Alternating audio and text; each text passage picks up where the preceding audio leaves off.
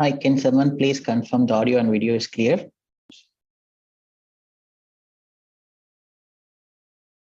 Okay, thank you.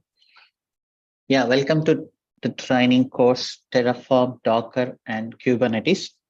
So through this course, we are going to cover project infrastructure automation through Terraform and then microservices deployment into the Kubernetes cluster through Docker images. So this, I can say this is mostly 60 to 70% of the DevOps and AWS, okay?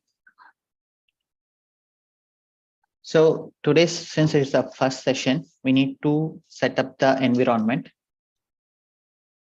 and we will discuss the introduction. Okay. First, setting up the environment is very important. You should also complete this by today. After this session, I will share the recording. You can find the recording here. So now it is showing join class. Once the class is ended, you can just click this. It will show up. It will show up the recording here. Okay. So every day recording will be updated within 2 hours. And if you have any doubts, you can have community chat here. In discussions, you can raise your questions, but don't do chatting like this. For example, if you have a question, you can just type like this. I have a query, something. If you have a query, and if you want to update that query, you can directly reply here. Don't start a new thread. That is very difficult to read. Okay, so like this. So you can help each other. Suppose if one person raised a query and if another person knows the answer, they can reply here so that you can also learn. So now let us concentrate on setting up the environment. Okay, so this is our laptop and we are going to use VS Code. VS Code is going to be our IDE. So integrated development environment. So you can use anything. You can use Notepad. You can use Notepad++. You can use any Atom, any IDE you can use, IntelliJ, whatever. But VS Code is more easy and popular. So that's why I prefer VS Code. All of you can download VS Code. It is free. Just like VLC Media Player, you can download and install. Okay. This is the first one you should download. And after that, you download Git Bash. This will be like a command prompt. And then Terraform. So first we need to download Terraform and then set up. So this is the AWS infrastructure automation, right? We are going to discuss. So Terraform needs to connect to AWS cloud to create the resources, to provision the resources, create or provision the resources. But we need to be authenticated. Suppose I have a cloud account. You should not create the resources in my cloud account. So for that purpose, we need to have some authentication. Authentication will be provided by AWS CLI. Okay, so we will concentrate on these steps today. Please focus carefully. And then you complete the setup before next class on tomorrow. Okay, so I'm going to AWS CLI v2. I'm going to download this.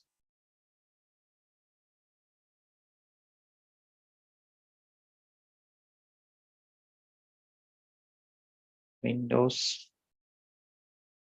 This is the CLI v2. Use CLI v2.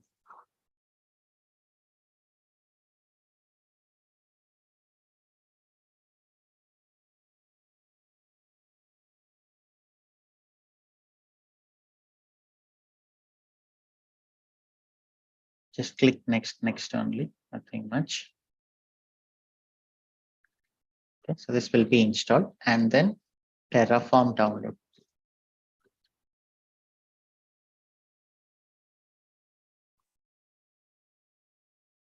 Windows AMD 64, our laptops are Intel processors.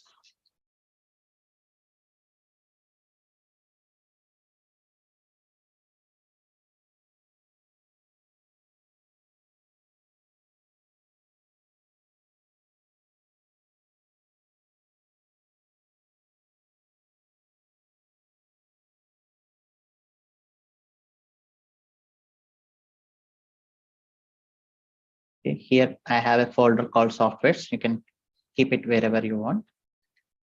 Extracting.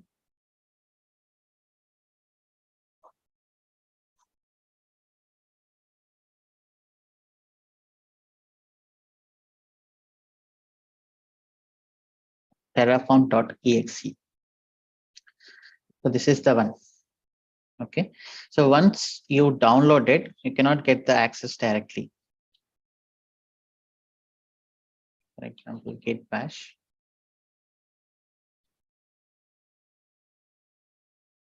Just by downloading, you cannot get the Terraform package.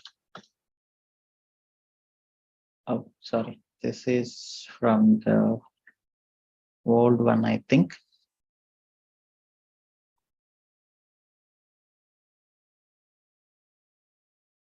So once you downloaded and kept here, you need to add this path to the system environment variables. Just type here variables, edit system environment variables. Here you need to go for environment variables and then path, edit it, and you should have your path where your terraform.exe. So I have my terraform.exe here. So I'm keeping my path and then just click on new, paste it. Okay. Okay. And then okay. So you downloaded terraform.exe and then you added the folder to the system environment variable path. And when you come here, then if you type Terraform version, you can see the Terraform version. So this is how you install Terraform. And we install AWS CLI v2, and then VS Code also you can install, and then later Git bash. Why I'm using Git bash is it is somewhat flexible and more colorful than Windows command prompt. Download for Windows, that's it. So install all these packages.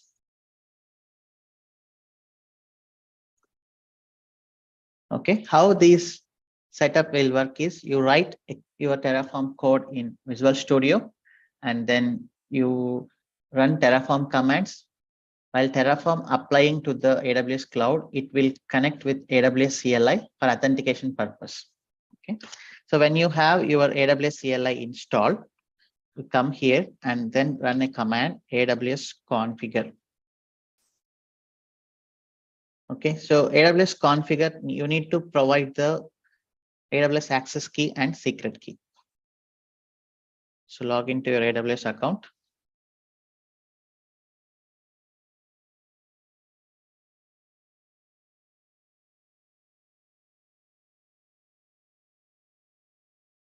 Go to IAM. So I'm creating one user with administration access to create the infrastructure. Go to users, add user, Terraform. Next, attach policies. I'm adding administrator access and create user. Okay, once you create the user, click on it, security credentials. There is create access key, command line interface, accept, next, create access key. So now it will give you AWS access key and secret key. Okay, so you need to copy this, or you can download the CSV file. Once if it shows, if you come out of this console, again, you cannot see this. Okay, copy this. This is very sensitive. You should not upload these credentials to any GitHub or to any internet websites. Okay. I will delete this later, this user, since it is already exposed to you guys. We are going to work in Mumbai region, that is 8P South 1. Okay. That is how you configure AWS. Just to test AWS S3 LS. Yeah, I'm getting the response. So when you configure AWS properly, downloading AWS CLI v2 and then AWS configure, and if you run AWS S3 LS, what it is doing is AWS CLI is connecting to the AWS cloud with the access key and secret key, and it is fetching the S3 buckets. Then it means the authentication is successful. Terraform, internally it will call AWS CLI v2, and it will take the authentication, and then it will create the resources in AWS cloud. So is this clear? Any doubts still here? You can type in chat. Or I'm lowering all the hands right now. If you still have any doubt, you can just ask the doubts related to this topic. Okay. Yes, Hanuman. You got that S3 bucket details, right? By default, it will come while we connected to AWS, is it? No, I have S3 buckets in this account, so that is why it is able to show. If you don't have, anyhow, at least it will not show you error. Okay. Okay, you already configured in that account. Yeah, I have one bucket, Okay. so that is why it is listed. If you don't have, then it will not list. Okay. Okay. So, if anything not configured yet, what the confirmation we will get at the time of that command execution to connect AWS?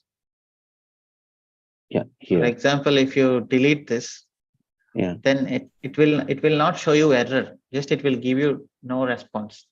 Okay. That's it. If it is error, it will clearly show you the error. Okay, what the command I should use? Just AWS instead of S3 is there. Yes. So you typed it at AWS S3 LS. Yeah. If it is nothing is there, just I have connected. If there are no buckets in the account, it will not show you any response. So what's the command I should use? Just AWS is it, or what? What's the command? In that case, AWS S3. Okay. AWS S3 LS, just to test whether the authentication is working or not, I used it. Yes. If you have buckets, yeah. Okay, fine. Yeah, Sai Krishna. Just ask the doubts related to this, okay? Hi, Shiva. Yeah, hi. Yeah, Shiva, only one thing. These things and all you will explain on AWS only, right? Means along these things, we need to create the AWS accounts and. Yeah, all of you should have AWS account. Okay. Okay, mostly we will use free tier usage only.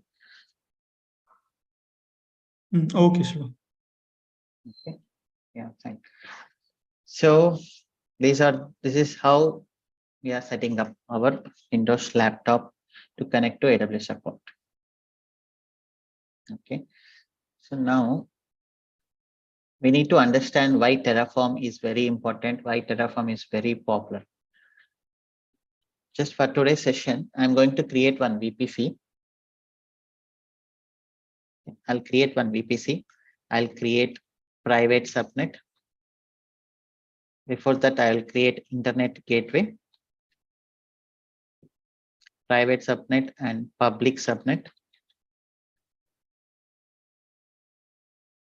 public route table, private route table, and then associations. First, I will do this manually, and then later I will do it with Terraform. Then you can see how much easy it is, and I will justify why Terraform is popular and why you should learn. Okay. So this is the VPC. I'm creating one VPC now. For example, Terraform course. And then 10.0.0.0/16. So I created VPC and internet gateway. Terraform course.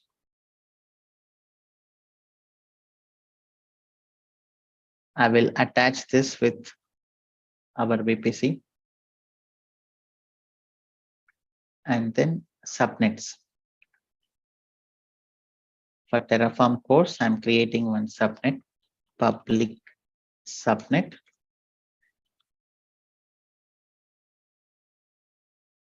10.0.1.0/24 is the CIDR. Creating subnet, again creating one more subnet, private subnet 10.0.2.0/24.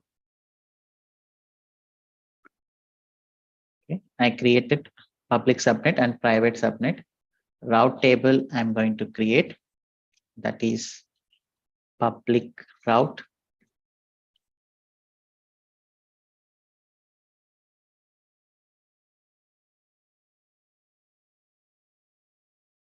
Attached to our VPC, create route table. And then private route table.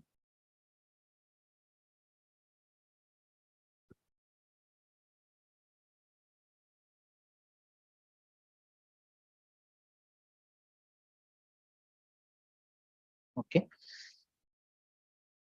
So in this public route, we are going to add internet through internet gateway.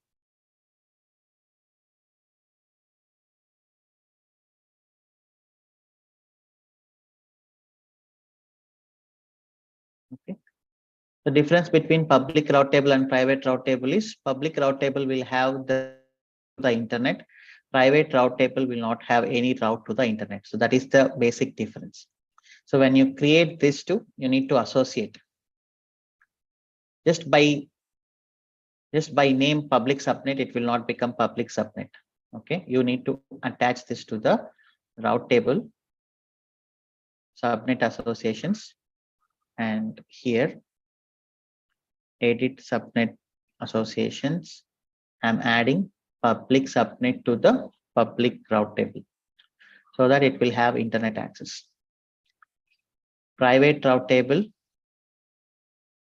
again edit, and then private subnet. Okay, so usually we will have NAT gateway,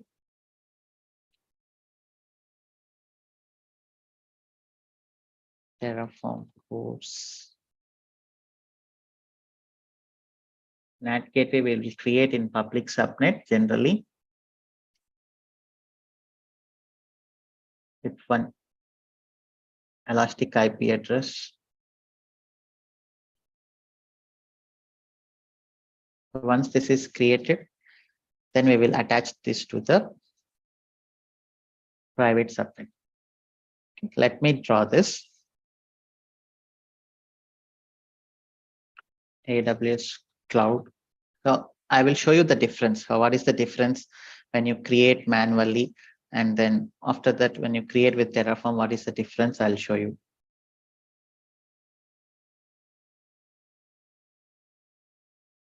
Okay, so this is our AWS cloud, and we have VPC.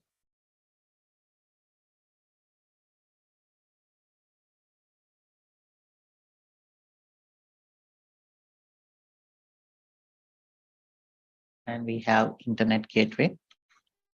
So if you understand manually, then it is very easy to create through automation. Okay. You should understand manually first.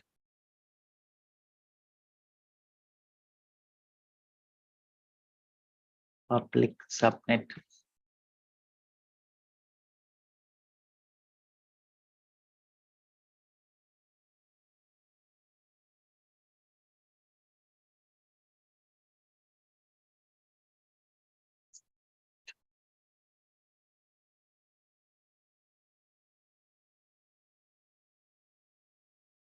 This is public subnet.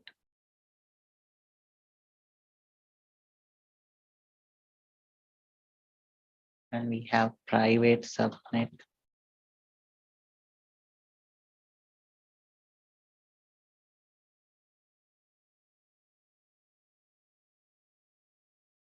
And we will have route table.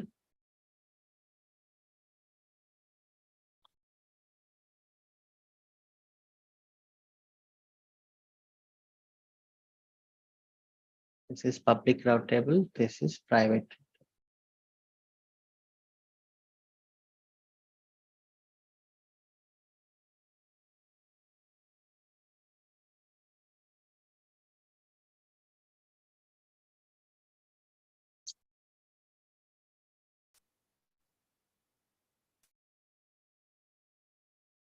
Just focus on this, how I created.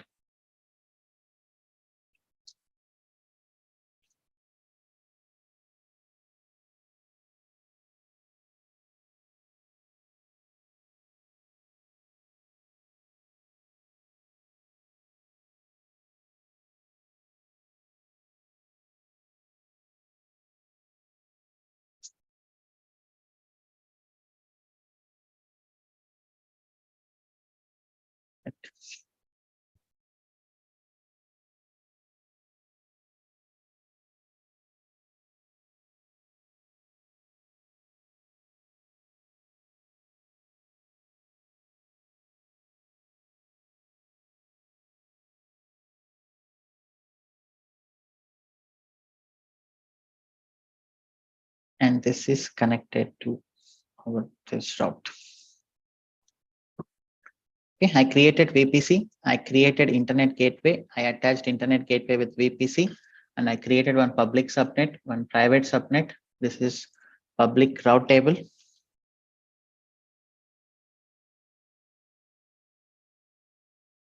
And this is private route table. And I associated the public route table with public subnet, private route table with private subnet. And we have one NAT gateway.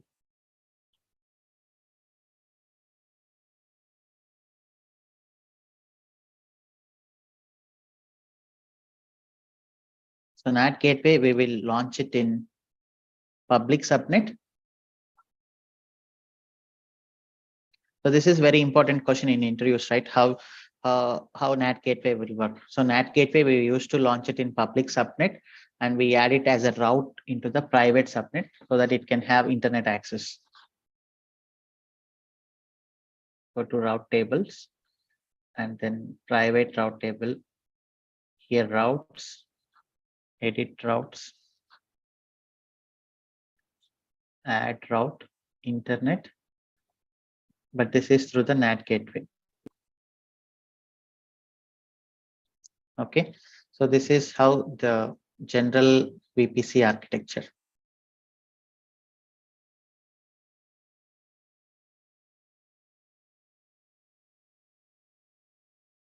I'll draw the diagrams neatly again, and I'll update into our repositories.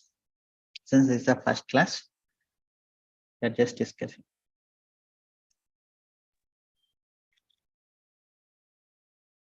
Okay, so this is how we create VPC.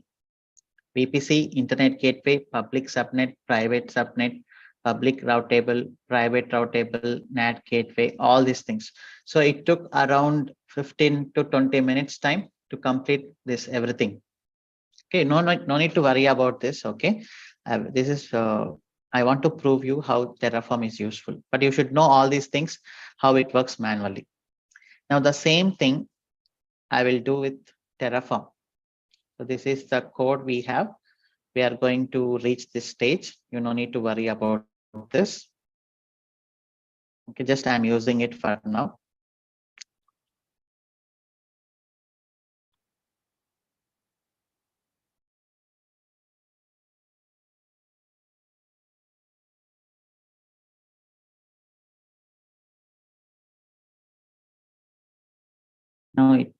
Now it is successfully configured. So initial setup always will have some problems. So this is also actually a latest laptop, so that is why.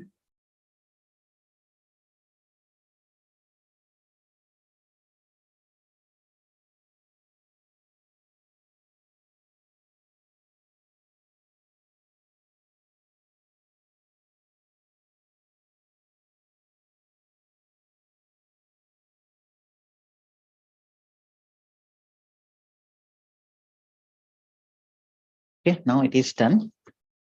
Now Terraform apply target module.vpc. Okay, don't worry about what is happening in the background. So we will learn this. This is from the previous patch.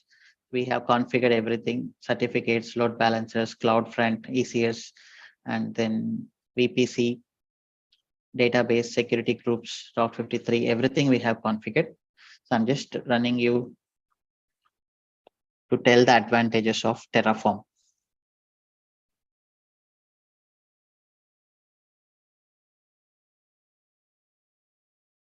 So usually in interviews, they will ask, explain infrastructure as a code. What do you understand by Terraform? For example, if you search that in internet, what is Terraform interview question? So usually people who learn Terraform, they will say answers from this. Okay, so they will say answers this from this. They will simply read the answers. They will by heart the answer, and then they will tell in the interviews. But opposite side, if I am doing the interview, if you tell these kind of answers, I can easily recognize you didn't work on Terraform, you didn't practice, you are just simply preparing and telling the answer. But now we will prepare the answer with some proofs.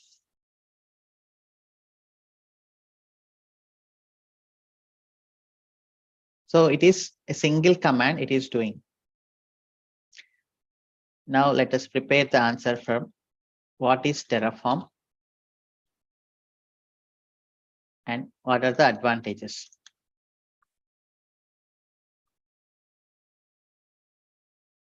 Okay, Terraform is IaaS tool. This is infrastructure as a code.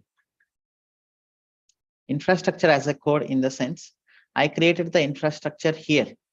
I went to VPC console and then I did some clicks. I gave some inputs and then I clicked next, and then I created VPC. But here, if you see, this is the code I have written.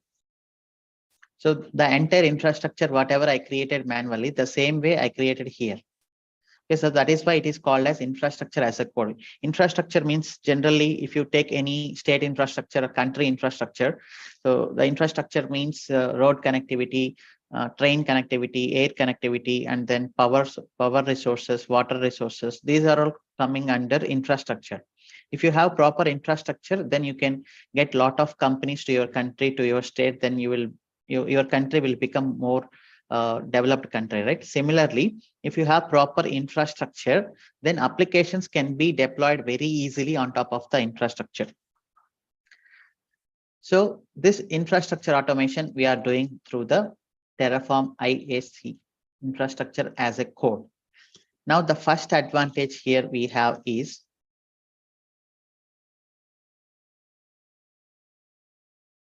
automated infra CRUD. CRUD is nothing but create, read, update, and delete. So this is the meaning of CRUD, right?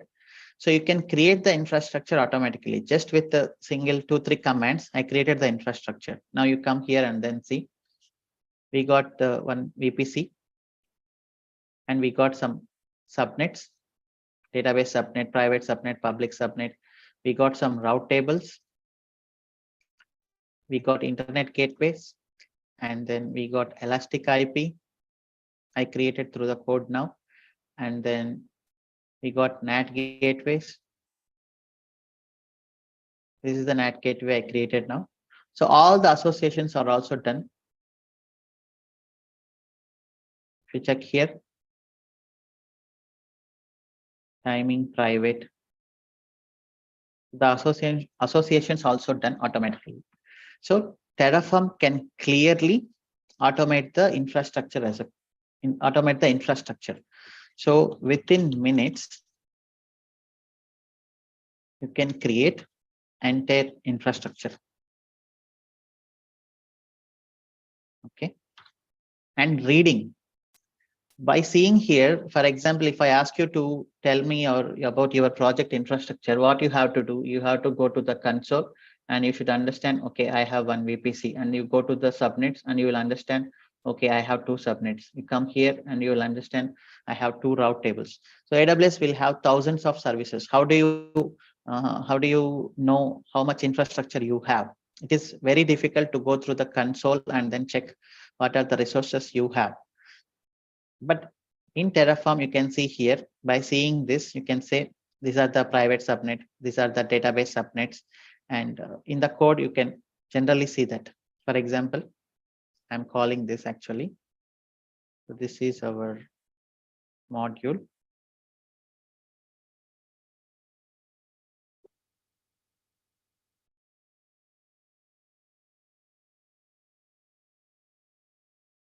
It's generally here. By seeing this, you can easily tell what are the resources you have. That is what I mean by read and update. You can do any changes here. You can do a simple change, for example, something timing public change. I'm giving this change. I'm updating the name.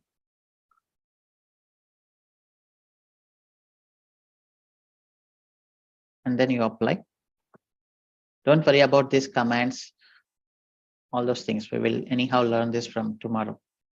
But before learning, we should understand why are we learning this. Okay, you just come here and then check.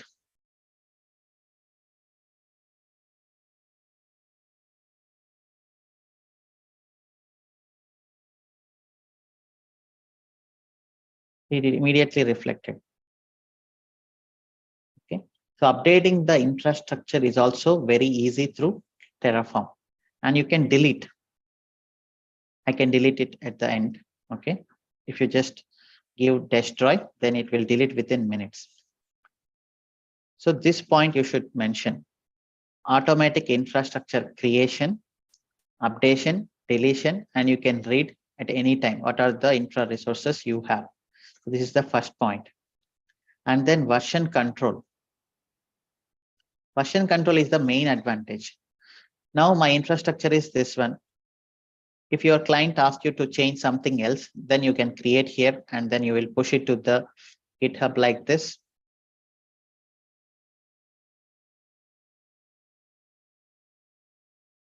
And here you can see the versions. Versions is nothing but your commit IDs.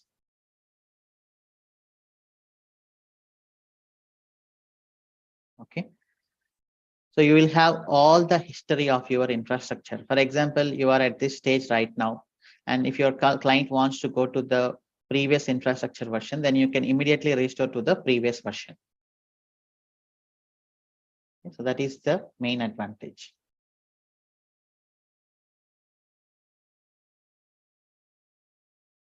So since it is code, we can keep it in Git and track it properly. It is easy to collaborate also with other team members. So Git is nothing but for collaboration.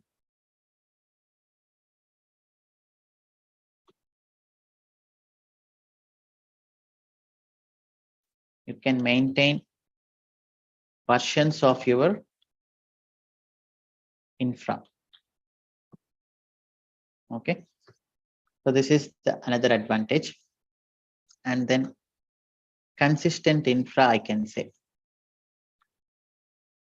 So usually problem in infrastructure is in dev, we have one kind of infrastructure. In QA, we have another kind of infrastructure. And in production, we have different kind of infrastructure. So in everywhere, this is the problem. It is working in development environment and QA environment, but not working in production environment. If you have consistent infra in all the environments, then it is very easy to tell you where the problem is. Okay. And it is very difficult to create the similar kind of infrastructure through the console. You may forget few steps. But if you do with this code, the same code you run against production environment, then it will create the similar kind of infrastructure. Okay. Using Terraform code, you can create similar infrastructure in all environments without duplicating. Okay, this is one of the advantage. And another advantage is inventory management. So now for a project, you may be using a lot of databases, load balancers, EKS clusters, and then EC2 servers and cache servers. You may be using a lot of AWS resources. Tomorrow, if your client comes to you and then they will ask you, what are the resources we are using, what in which regions? Then if you have to provide that report, it is also very difficult to go to the console and fetch the resources. But by seeing the Terraform itself, you can see what are the resources you have and which regions you have. Okay, that is the good advantage of Terraform. By seeing form code, we can understand the resources we are using. Okay, you don't need to go to console and fetch the report. Okay, so this is a major advantage again. And another thing is cost optimization. Okay, when you are not using these resources, if you want to delete this, then how can you delete? For example, if you come here and then try to delete this, will it allow you to delete? It is not allowing because it is saying it has some dependencies on network interface. It has some dependencies on NAT gateways. Then you have to go to the NAT gateway and delete NAT gateway first and network interfaces. There are a lot of dependencies. Okay. But in Terraform, there is automatic dependency resolution. Automatic dependency resolution.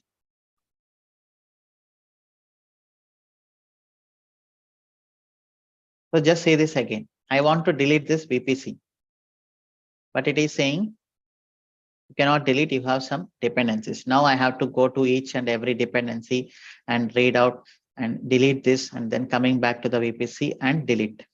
But here a single command can delete it easily. You don't need to worry about the dependencies. Terraform will take care of all those dependencies. You can see it deleted within seconds. Oh no. I applied, sorry. You need to destroy. Just give destroy.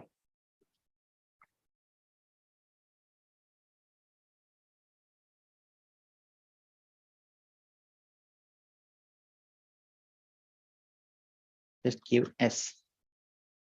Then it will take care of dependency resolution. Terraform will take care of dependency resolution while creating as well as updating or deleting the resources. So this is also another greatest advantage. Now, when it comes to cost optimization, so you are creating a lot of resources through in a lot of services like RDS you create, and you forget few resources to delete. For example, if you leave RDS to run, then it will give you $1,000 bill per monthly. Okay, if you forget to delete one resource. But generally, Terraform with a single command, it is deleting each and every resource. Okay. Similarly, it created infra within minutes. It can destroy the infra within minutes so that we can reduce cost and other problem of forgetting resources to delete. Okay, so this is one of the problem you can solve with Terraform. And final thing is modular infra. This is very important in Terraform. We are going to concentrate on this topic also. Terraform modules. Now, whatever I am showing here, okay, you just see 18 lines of code. This 18 lines of code is creating a lot of resources, but the actual code is running here. These are called Terraform modules. So what is modularization is nothing but there is a principle called dry principle. Don't repeat yourself.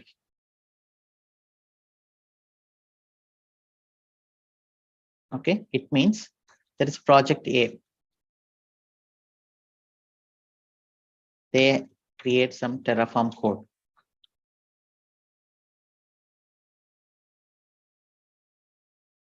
And project B, they also create. Just like that, project N. So instead of creating the code for each and every project, what you do is central code, common Terraform code. Okay, you create a central code. Project A, instead of creating their own code, they can simply call central code. Project B. You can have 1,000 projects in your company. Okay, each project, they no need to create the infrastructure from the scratch. We create the code like this. Okay, so this is the VPC module. Then this is the project A. They can supply some information, some parameters. Then the resources will be created. Similarly, if project B comes up, they will also supply some mandatory parameters to our common code. Then our module can create the resources. So what I mean to say is every project, they no need to create Terraform code. Can create Terraform modules.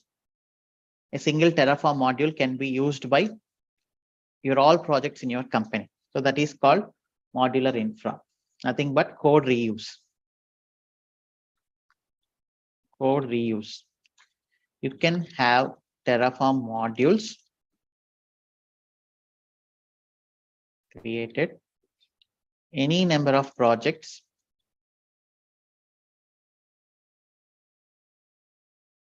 can call this module to create infrastructure instead of writing from the scratch. Okay, so this is not only code reuse and some standards also. So if you ask project A, project B, project until project N, so they don't follow some best standards. Okay, they write their own code. These guys, they write their own code. Again, you need to go to each and every project and you need to check their code, whether they are writing proper code or not. Instead of doing like that, in this central code, you can have common Terraform and best standards implementation. Common security policies, all those things you can implement here so that anyone in your company or anyone in your project, they can consume this. Okay, so this is the another advantage. Okay, so now you can see all our resources are destroyed. You just come and check here.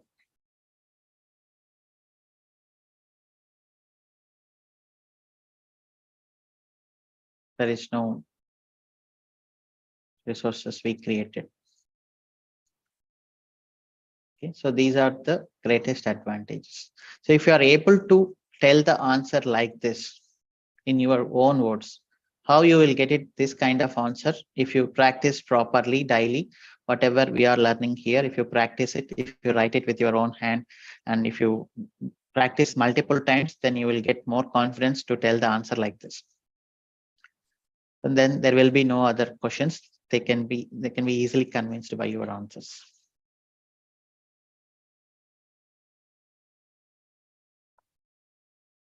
Okay. So these are the infrastructure as a code principles. So today you can set up the environment and you can run one simple resource. For example, I'm going to create one folder, EC2 instance. Here, there will be provider.tf.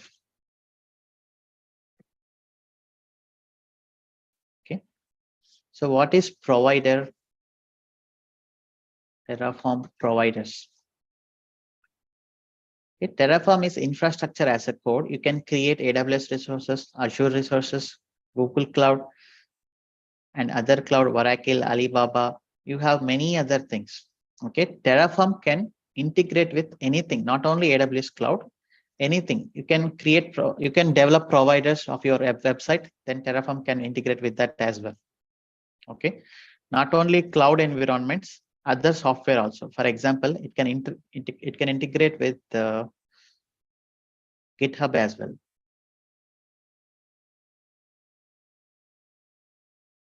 To search GitHub.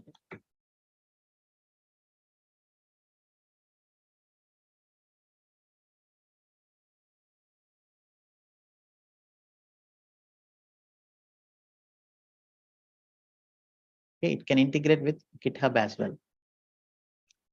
So here we are going to use AWS providers. How to use this provider? This is the one. So when you are using Terraform, first thing is you need to create provider.tf. TF is the extension. This is the mandatory extension for Terraform.tf. So when you are using Visual Studio Code, come here, go to extension and search Terraform. Install this one, Terraform extension. Okay, then you will get nice colors. So what this provider is saying, provider, I am going to use AWS, and inside this required providers, source is HashiCorp AWS and then version. So in this provider block, what is the important thing is which provider you are connecting to and version. Okay. So here generally we will give our region also.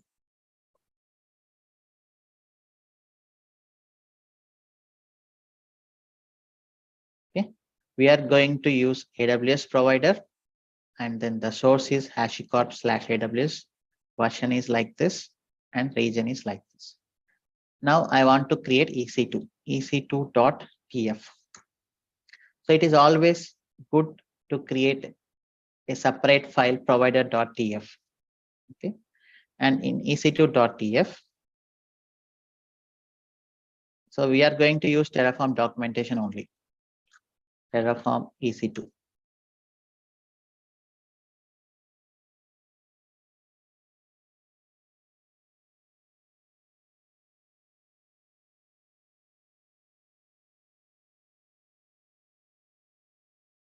Resource.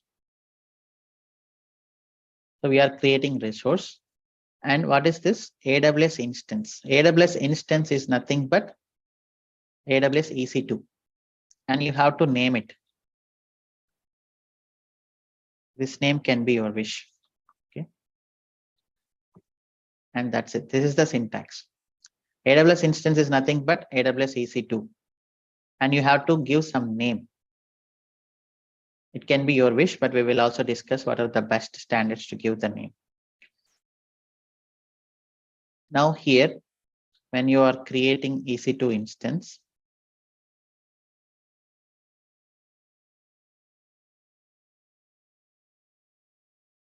just check here. It will give you all the options available. What is the AMI, which availability zone, and it will tell you which is required and which is optional as well. Okay. Now the required thing is AMI.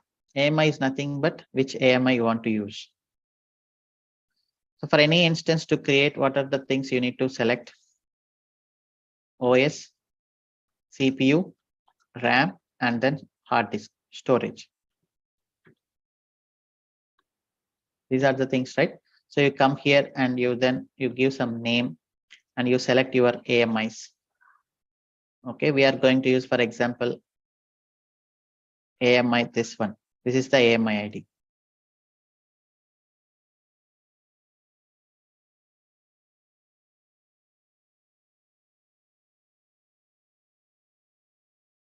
Since they say it is required, I am going to give AMI equal to like this. And then what else is required? Instance type. Instance type is also required. Just type instance type. Okay. The instance type, we are going to select free tier. Okay, t2.micro.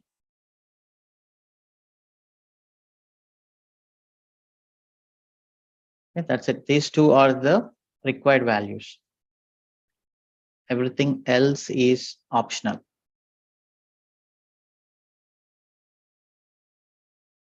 So this is the syntax, very easy. This is called as HashiCorp configuration language, HCL.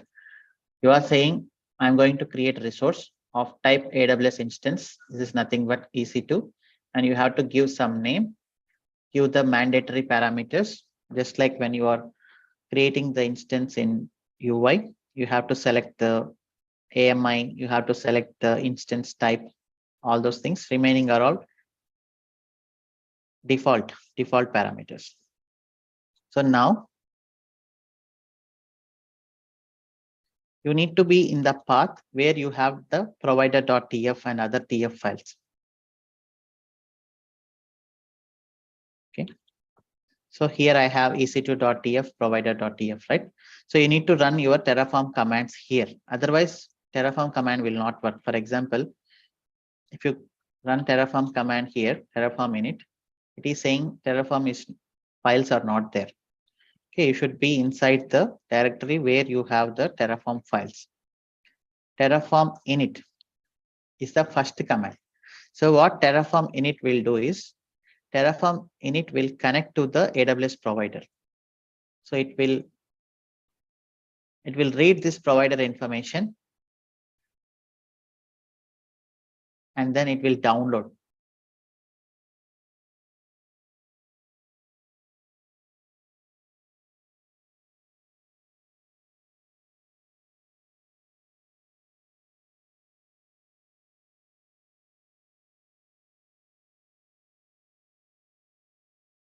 It is downloading in the background. Let's wait for 1 minute. Okay, if you see here, .terraform folder is created and you can check there is a Terraform provider AWS is downloaded. Okay. So that is the initialization. It is downloading the provider.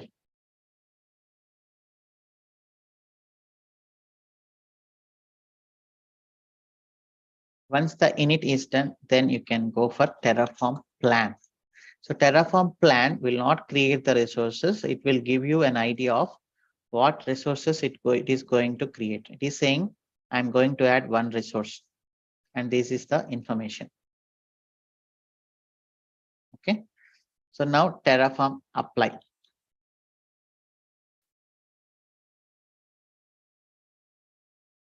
You need to just provide your S. Okay, now it is creating the instance here. You can see it is creating.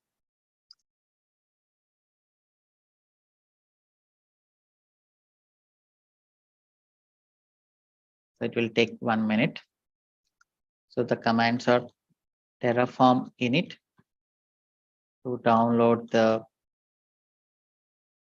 providers and other configuration. Terraform plan.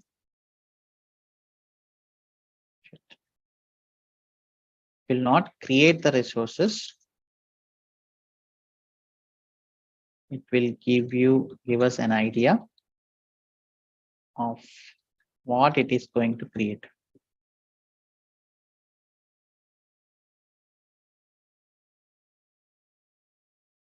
Terraform apply. Create the resources.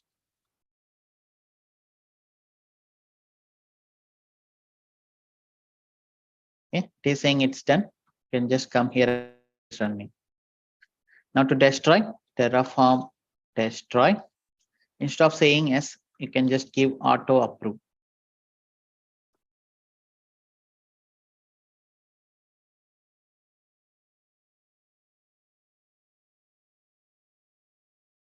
Then it will be destroyed. You can see here.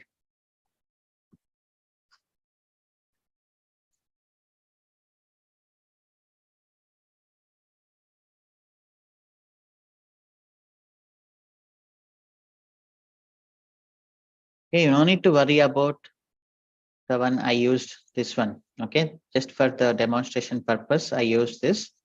Okay, just watch it, the recording, and understand these 7 options, these 7 advantages, and you try creating this one, EC2 instance today, and understand the provider syntax. This is the syntax. This is the syntax across Terraform. There is no change at all. This is the syntax only. Resource, which type of resource you are creating, and what is the name, and what are the mandatory parameters you should provide.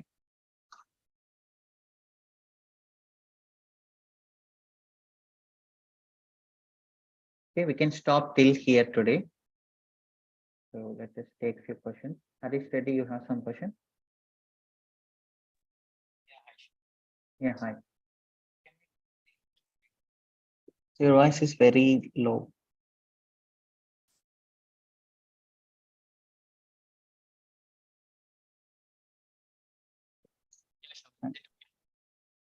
Your voice is very low.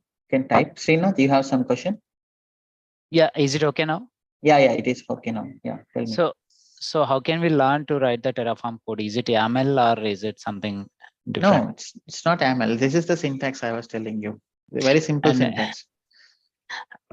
I don't know why your screen was not capturing full. I think I was seeing a half of the screen. I don't know about others. So no one reported the problem. I don't know. Maybe it's my side. Okay. So, and first a few minutes I missed the session. Like, do we need to install Visual Code, Visual Studio, and Terraform, right? Yes. So you'll get the recording, watch it, and then set up that. You need to install Visual Studio Code. Yeah. Okay, sure. Thank you. Most welcome. Sai Krishna, you have some question? Yeah, hi Ishma. So Yeah, you hi. are giving VM name is like your wish something. If tomorrow someone will come and give same name, means again it will create or it will. No, just I want to tell you this is under our control. This is mandatory. Okay. So I want to tell you this is under our control. You can give any name you want. So that's why I just mentioned here your wish. Generally, you cannot create the resource like this. No, I am not asking like that. If in organization environment we have unique names, right, for VMs. Yeah. If we are at a time 2 names will come, means multiple people use Terraform, right? No, anyhow, we will take care of that later. Okay. Duplicate. Whatever you said is correct. Duplicate, Yeah, yes. we should not have duplicates. Yes, that's correct. This is the combination. Okay, you cannot create another resource of same name like this. Okay, for example, if you try to create, then it will give you error. Okay. Okay, but another resource you can have. This is the combination. AWS instance, your wish. You can have another resource, but same name. For example, let me take Elastic IP, create an Elastic IP.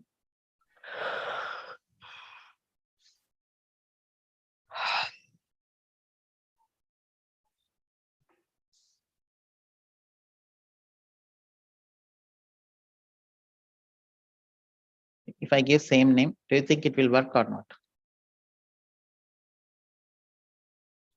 I think it will work because that is VM. This is. Yeah. So combinations, you should not have the same thing.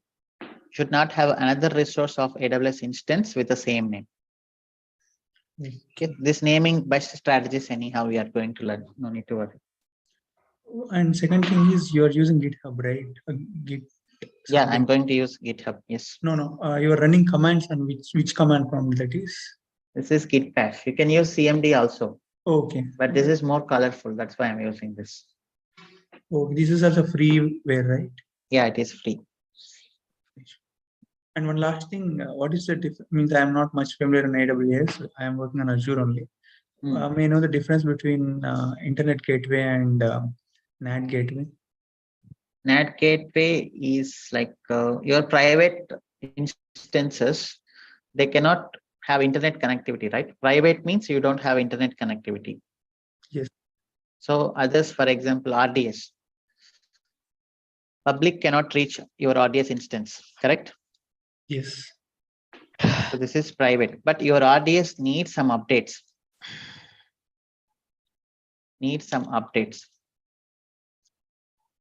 So I can say,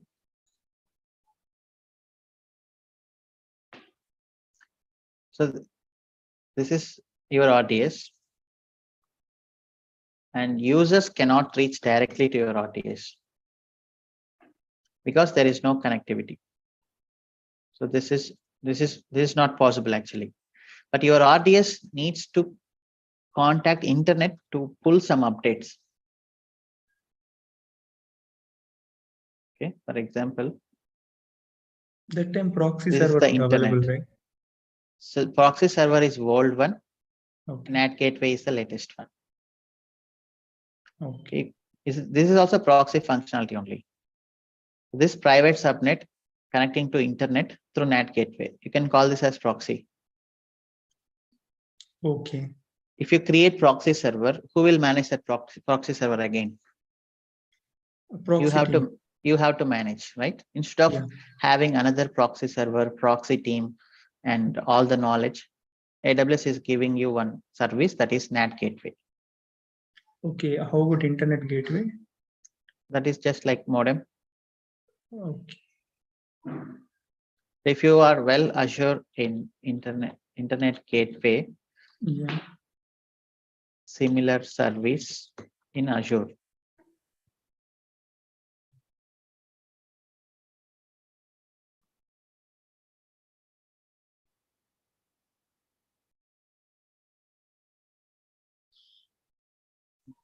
You can search like this. So this is automatic in Azure. Okay. Yeah, there is no service like this. So generally, if you have any network, for example, you have your home network. How you get internet? Through modem only, right? Yeah. So that is the internet gateway. But in Azure, they are saying they will do it automatically. Okay. Means NAT gateway also provide internet and Internet Gateway also provide internet. NAT gateway is like a proxy. Okay, it will not show our IP, it will show some other IP to the internet. IP also you don't care. Just you want internet through your instances, then NAT gateway will take care of everything. Will not give you any IP address also. AWS will take care of it. Okay. Our responsibility is to connect. That's it. Yeah, one question, please. Here we will make to public and private, right? We open the network from the AWS. How we will do? There is some little bit changes required, right? Here, yeah. Which one? Okay. In firewall, just we will open port ATR 443 to make the public. That is security group. We'll discuss later. So all of you guys, you should have some basic AWS knowledge. Yeah. You said that something we make it to public. You said that, right? We make it to internet. You said that. That is nothing but internet gateway. If you check public route table, yeah. So here the route is going to be with internet. Okay. So generally, for example, if you take any home network also, for example, this is your home. This is your home. And there is modem.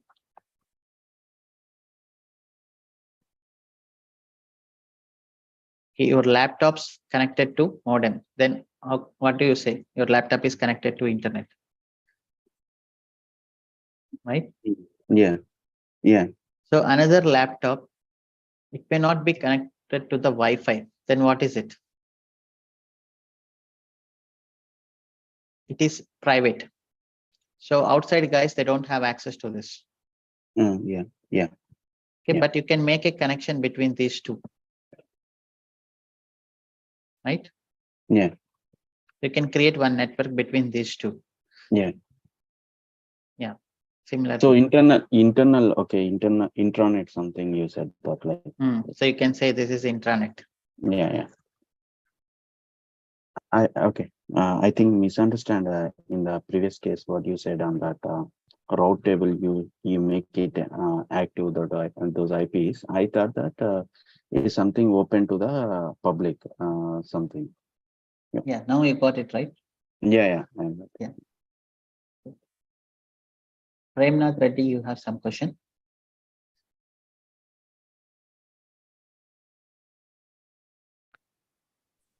Hello. Yeah. I have a query of this NAT gateway.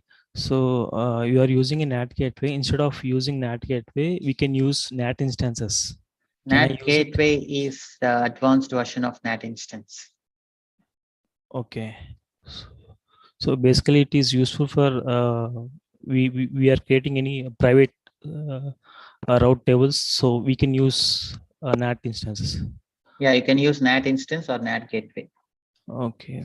So any difference between these two? Yeah, I think I recommend you go and then read it. Okay. Okay. Thank you. David Pavan, you have some question? Yeah, hi Shiva. As we are using different environments, are we gonna use different workspaces to build the Terraform code? Workspace is not a proper solution actually. We are going to control it through the Terraform.tf vars. Okay, it is one of the option, but it is not recommended. Yes. I am asking this question just as we are using Terraform workspaces for different environments. So that's why I'm asking.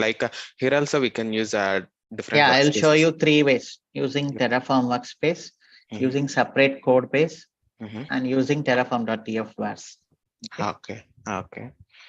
Yeah. And one more question is here we are creating different TF files. When we apply, it only apply main.tf, right? So when I want to apply a particular TF file, how can I apply That's that one? what I did actually. Terraform apply. You have to use target.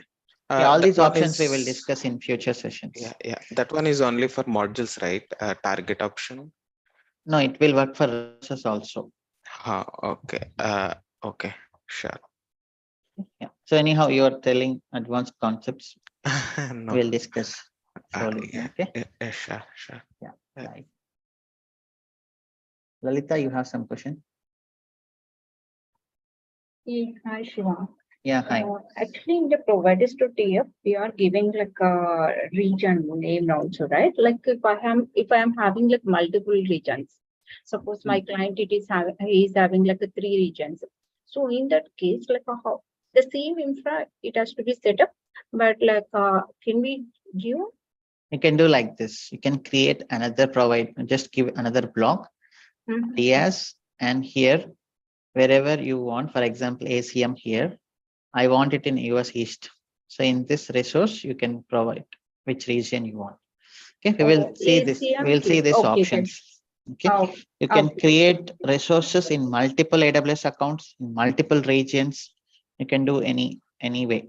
Okay, we'll discuss that. Okay, thank you. Okay, yeah. Vinod Kumar. Yeah, hi, sure. Yeah, hi. Actually, you are creating every time a folder to create a Terraform file, right? So every time we need to init in that folder.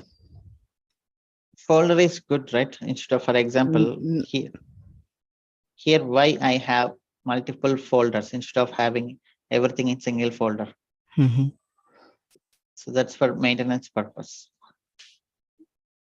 Okay, if you want to apply a ec2.tf, So for that, we need to give Terraform in it while In this applying. folder, whatever the TF files you have, all those will be applied. Okay. Okay. Fine. Thank you. Sunil Kumar. So మామూలుగా మనం Git bash లోనే చేస్తామా లేదంటే కనుక పుట్టిలో చేస్తామా real time లో? The putty is not CMD prompt. It is SSH software, right? Git bash is also SSH, but it will give you the local prompt. You can do whatever you want.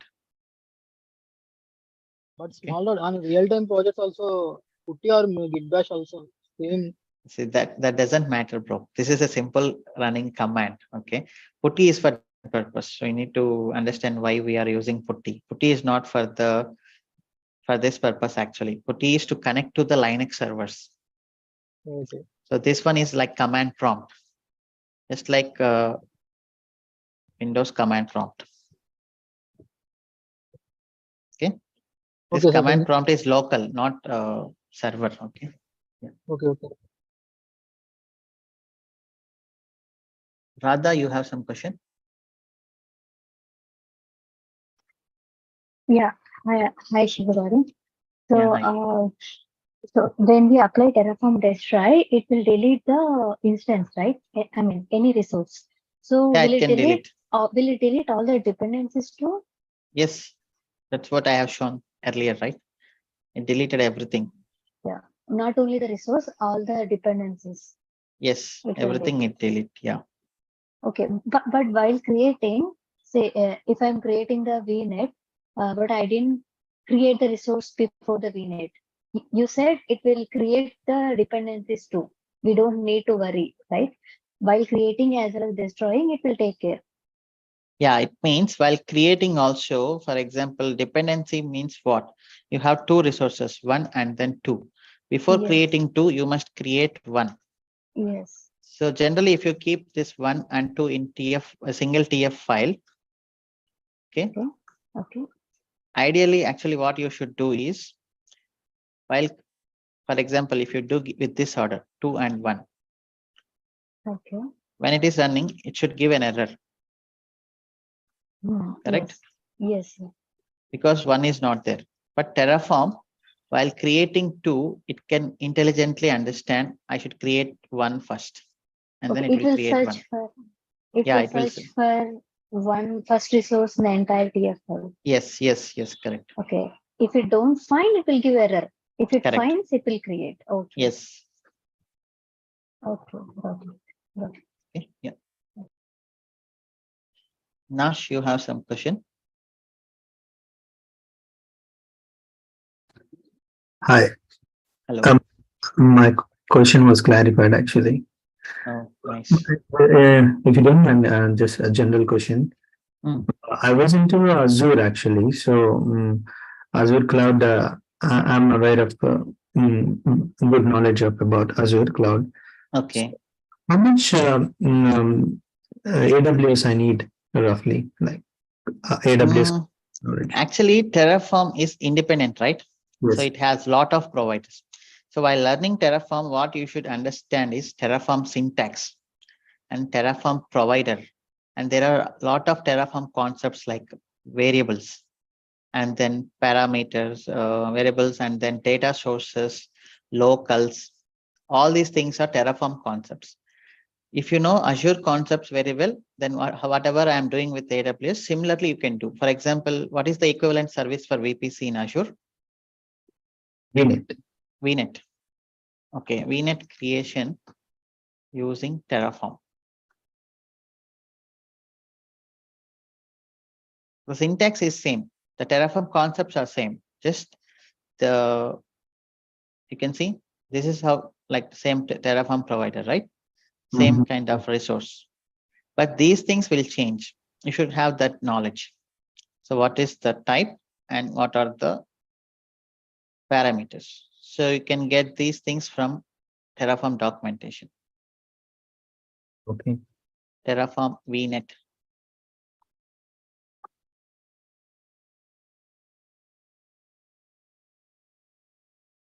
This is module.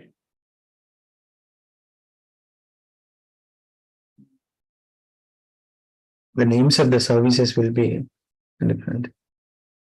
Yeah, just the name. You can go through this documentation, not Terraform registry.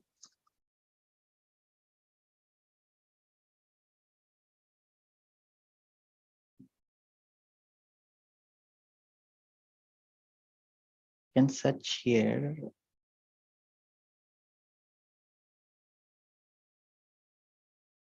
Like how I got Terraform EC2. Similarly, you can find out.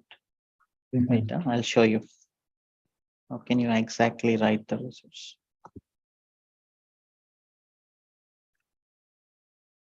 Here documents, right? Here, providers, HashiCorp, AWS. Now you just type VNet here.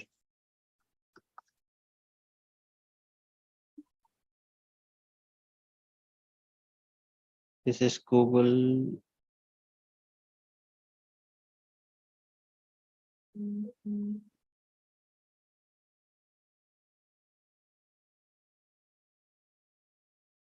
Azure, go to Azure. Here you can see VNet. But these guys, yeah, here inputs. And here it is saying required inputs and optional inputs. Okay, so what are the required inputs here? It is saying name and then VNet location. Name, location. This is the resource group name. What is the space? So these are the things you can get it from here. Optional inputs as well as required inputs. Okay.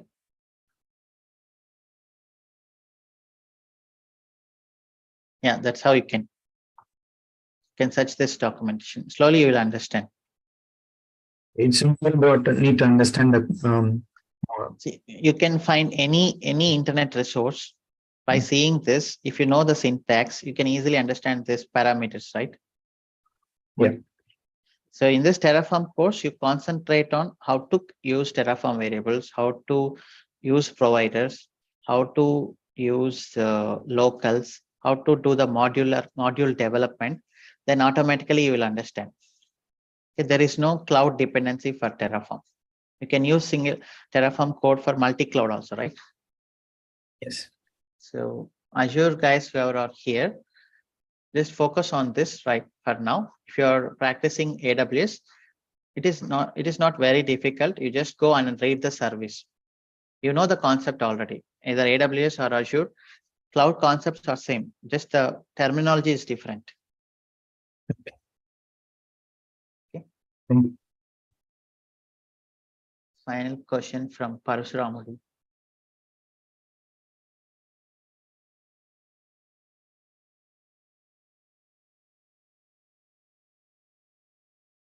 Parasuramudi, you have some question?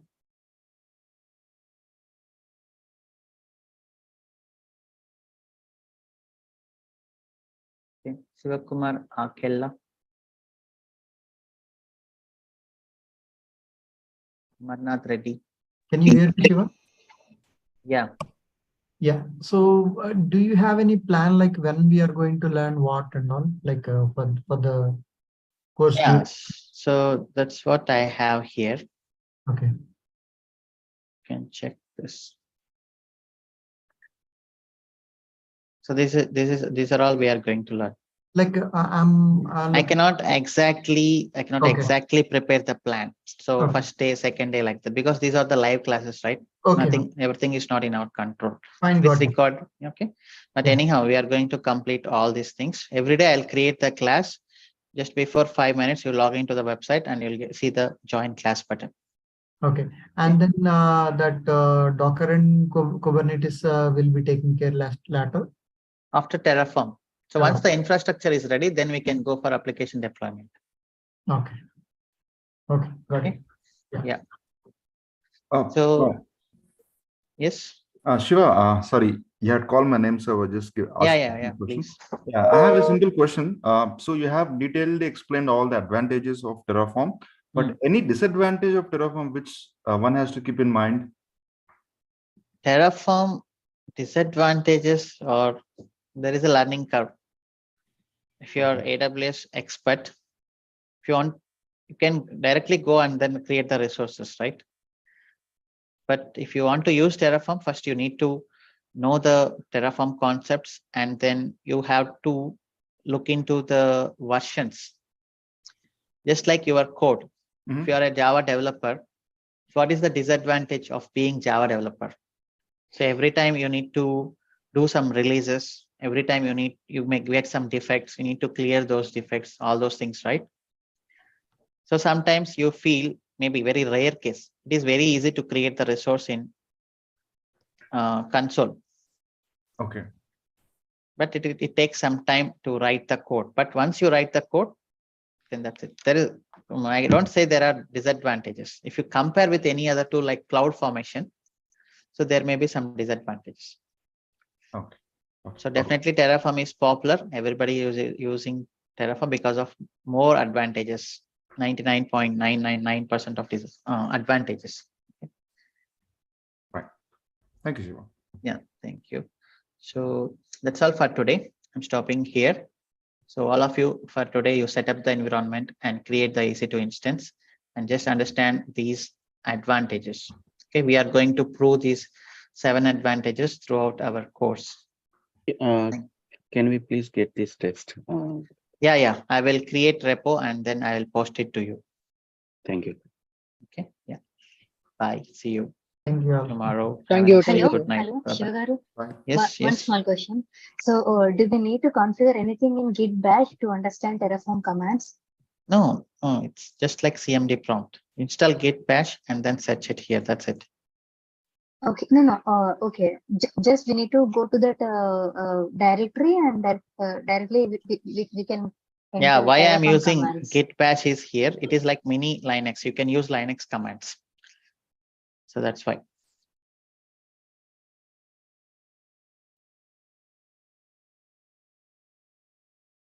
So this is our second session. Yesterday, we discussed Terraform environment setup. I hope you all guys are ready with your laptops, installing terraform.exe, adding it to the system environment variables, and then VS Code, Git Bash, AWS CLI v2, and you are able to run, create EC2 instance in your AWS cloud.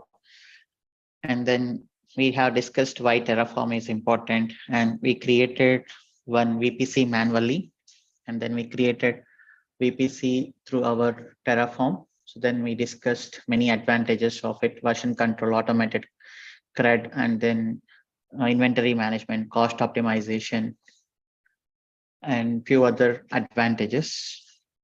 So we created one dedicated repository for our dedicated GitHub for our session.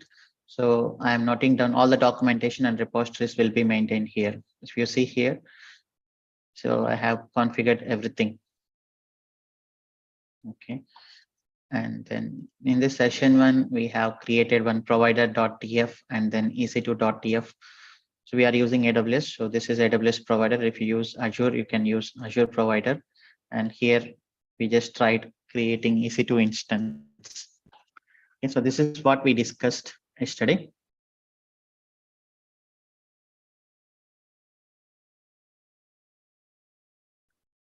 And today we will discuss of our project. So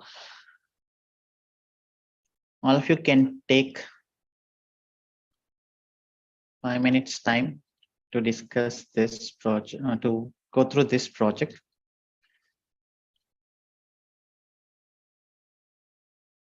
Just read this. We are going to complete this through our course and one more project, RoboShop as well. Okay. I received this as part of interview process for one of the US-based company for on-site position. And this covers each and everything of Terraform, automated infrastructure, provisioning, deployment as well. Okay, so take 5 minutes time, 7:10. We'll start again. Just read through this. and understand the requirement of the application. Okay, I'm going into mute for 5 minutes. So this assignment consists of, I hope all of you read this. Okay. This assignment or project is a 3-tier architecture. Okay, so all the applications, all the websites in this world follows this 3-tier architecture. Okay, and we have one database and we have one application. So this application is like backend API application developed in Node.js. And we have one front-end application, front-end web application. Okay, so this is also developed in Node.js. The Node.js can be used as both front-end and back-end. Okay, so database, they asked for Postgres. You can use Postgres, MySQL, MS SQL, whatever, the RDBMS, Oracle also you can. So this is the 3-tier architecture. Even Amazon.com, Facebook.com, everything, every application follows this kind of architecture. Okay. So, and they asked to provide infra, automated infra. And then on top of this infra, they asked to deploy application as containerized. Okay, so this is the thing, and they want logs and then HTTPS, not just HTTP, and then CloudFront. So all these things they ask. Okay, so I just ran this application now. So this is the one. Okay, so this is coming from CloudFront. CloudFront is nothing but cache locations across the world. Okay, so I hope you guys know about the CloudFront. Okay, so this is the application. So how the architecture should be for this application is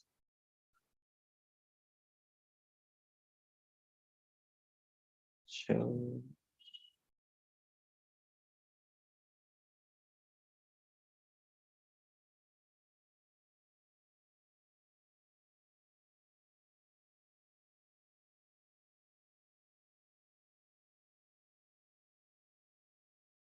architecture is like this.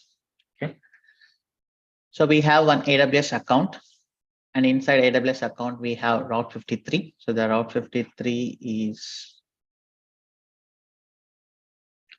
so all of you should buy one domain from GoDaddy. Okay, if you don't have any domain, buy one domain that can be maximum 1,000 rupees. Okay, on your name. So you need this domain to practice our Kubernetes, and you will also understand how the DNS will work. Okay, so this is the domain techietrainers.com I have. So I configured it as Route 53, and then we have one CloudFront. CloudFront is nothing but edge locations of AWS, and we have a VPC. There will be complete security as well. Okay, security guidelines also should be followed. So we will have one VPC and internet gateway attached. We will have one public subnet. Public subnet is to host this web application. Okay, to host this web application, and private subnet is to host this backend application, and database subnet is to host this database. Okay, so this is the one, and everywhere we will have security groups. Everywhere security groups are created, and we will have route tables, public route table, private route table, and database route table. And then we will have our application and NAT gateway and secrets manager to maintain the RDS password, CloudWatch logs to check the logs of the application, certificate manager to provide HTTPS support for our URLs, and then ECR repository to host the images of our application, Docker images. Okay, and one elastic IP address to attach to the NAT gateway. We will have load balancers. So this part we will do it in ECS and EKS both. Okay, so this is the overall architecture. We should automate it completely. Just you run Terraform apply, infrastructure should be created. You run Terraform apply, application should be deployed. You run Terraform apply, web application should be deployed. Okay, so this is what we are going to do.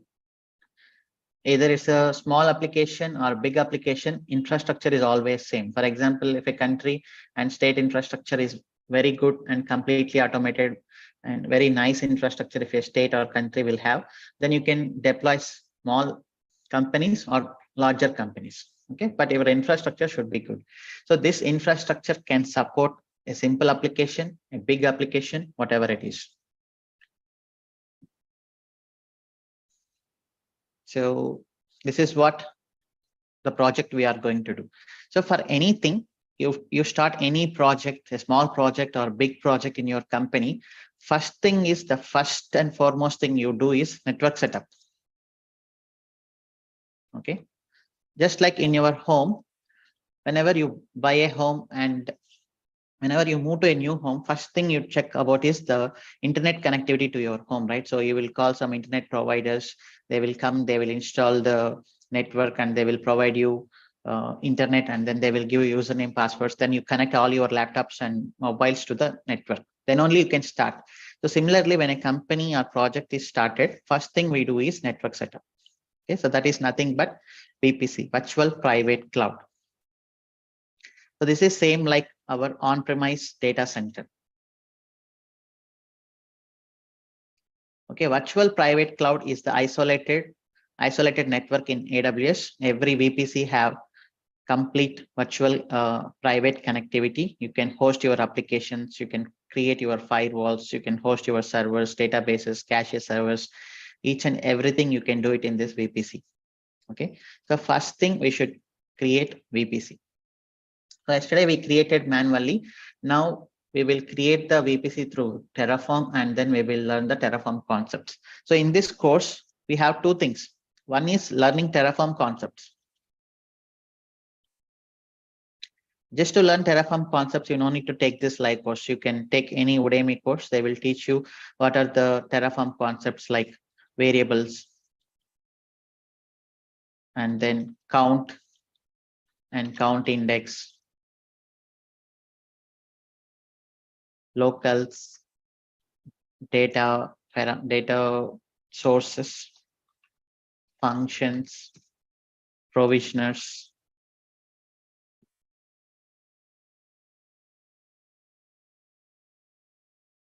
and then modules. So these are the Terraform concepts. You can learn these concepts anywhere from YouTube or Udemy course. But the major thing is, if you learn those concepts, you need to apply those concepts. So this is what we are going to do mostly. How you apply these concepts on our project.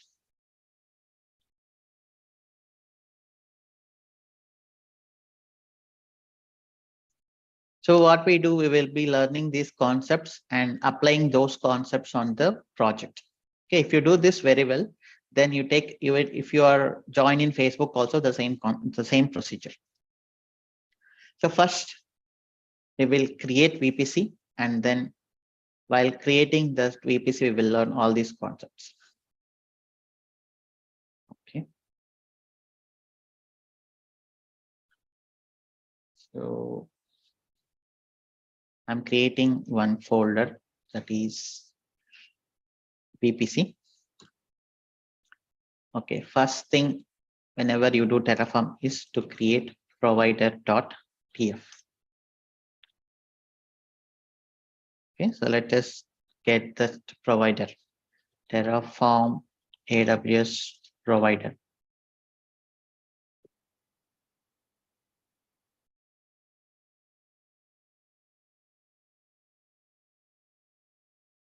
Copy this.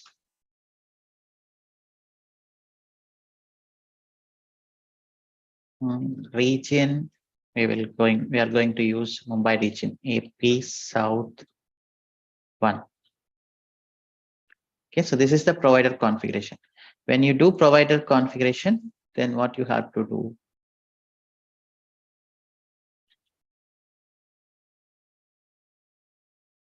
I'm going to VPC, Terraform init. Then Terraform will fetch the provider and keep it in .terraform folder.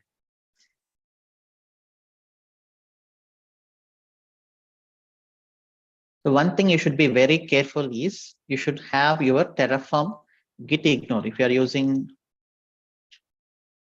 GitHub. So all of you please maintain your own GitHub, okay, so that you can show it and then you can practice it.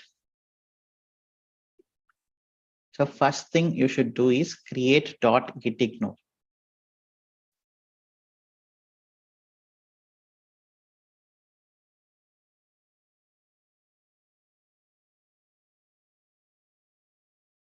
And paste this content.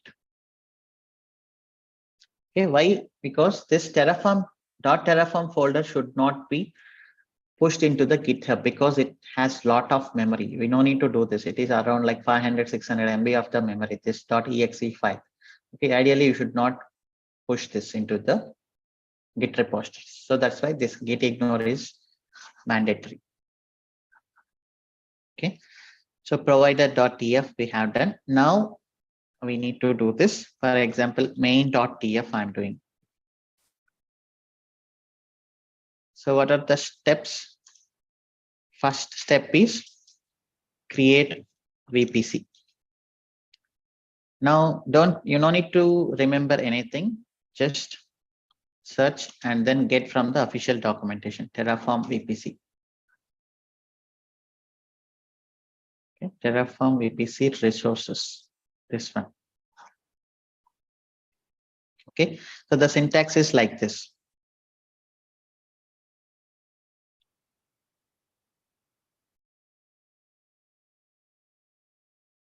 So usually we will name it as main or this. And CIDR block is very important. We are going to use CIDR 10.0.0/16 and then instance tenancy. So this is generally by default, it is the value itself is default. And then we have few more important things, that is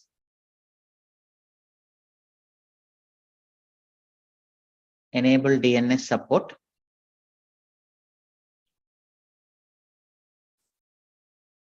True. And then enable DNS host names, also true.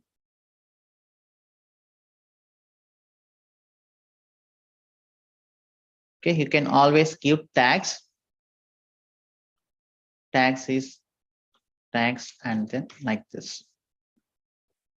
Usually name. What is the name of this VPC? I am going to create it as timing. Okay, I forgot to tell you one thing. So this application, what it does is it will fetch the time from the database. Okay, so when you hit this cdn.techietrainers.com, the request will come to CDN, then it will call our web, then web will call API, API will call database. So every database will have a table called time. So our application is fetching the time from the database. That's it. Okay, so this is what this application is doing. Okay, every time you refresh, it will fetch the latest UTC time. So that is what happening in the background. Okay, so I'm going to name this project as timing, and you can keep some other variables.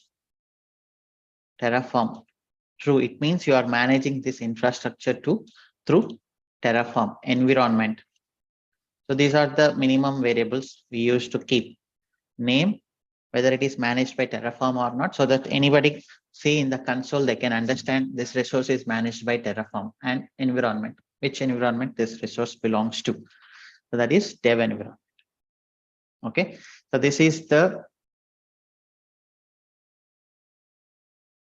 VPC. Okay, I'm naming it as one because I already have one resource here. Just to show you, I created this infrastructure again.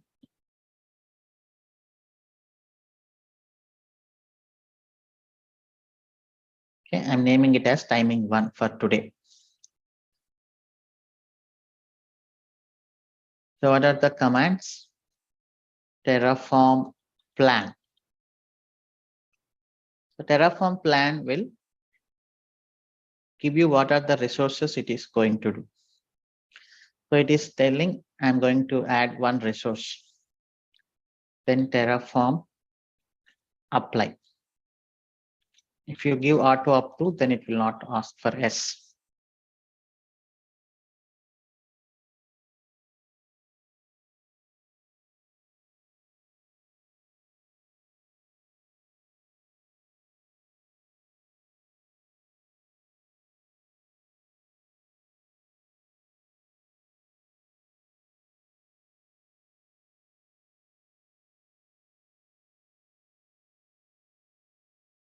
So it created resource, then you come and check, you got the resource.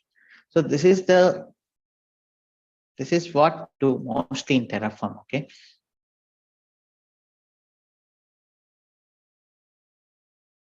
So this is the basic thing. Resource, type of the resource, what is the name you want to give, and the arguments or parameters.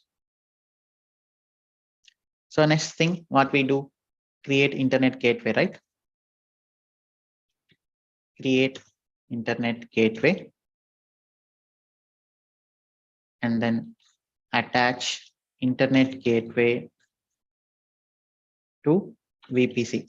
Internet gateway is nothing but modem. You are attaching modem to the network, like your home. And then create public subnet. Create public route table. Create private subnet. Create private route table. Create database subnet.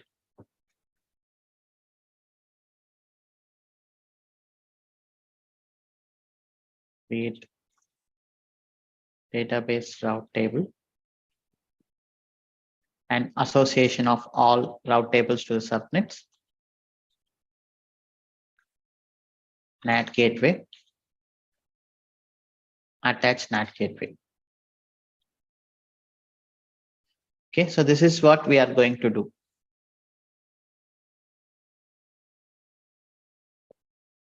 So now let us go for internet gateway. So you come, you get to know this when you are doing more practice, then you will understand and you will remember somehow the parameters. Okay, Terraform AWS internet gateway. Okay, this.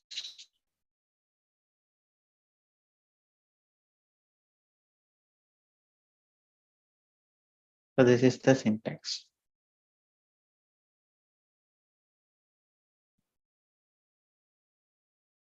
Okay, AWS internet gateway. I'm just naming it as main again. So you need to attach this, right? You need to attach the internet gateway to VPC. It means then you need to provide the VPC ID to the internet gateway. So tags, you can just give this tags again.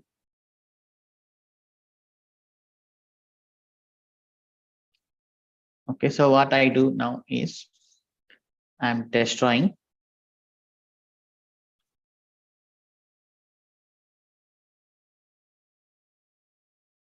So I'll keep this resource at the top.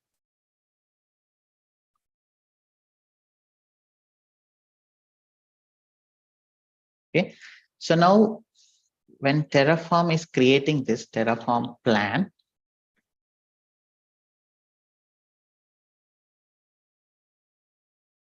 it is saying 2 resources to add. So when it is checking the resource to be created, this one, it will see. So there is a dependency on AWS VPC.main.id. Then first it will go and create this AWS VPC main, and it will fetch the VPC ID from this, and then it will give it to the internet gateway. So that is what I said, automatic dependency resolution. Okay. So if you want to provide this ID, you just need to give AWS VPC.main. You see the output. Terraform VPC. So this one will give you some output. So not only these are the inputs. Okay, so these are the inputs. By taking inputs, Terraform is creating the resources, and it will give us the outputs as well. You can see this, the ID of the VPC created, the ARN, everything it will give you. Okay, so we are going to use this ID. We will discuss more about outputs anyhow. For now, I'm doing like this. Now Terraform apply.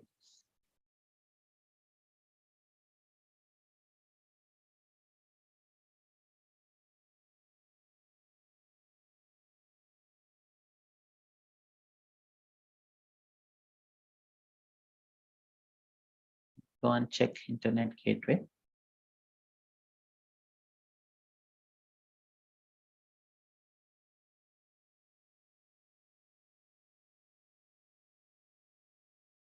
Timing 1, and it is attached to the VPC. Okay. So after that, what we have to do, create public subnet.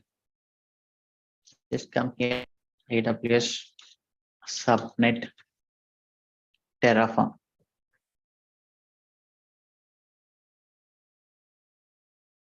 Okay, AWS subnet. So this is the syntax. Resource, AWS subnet.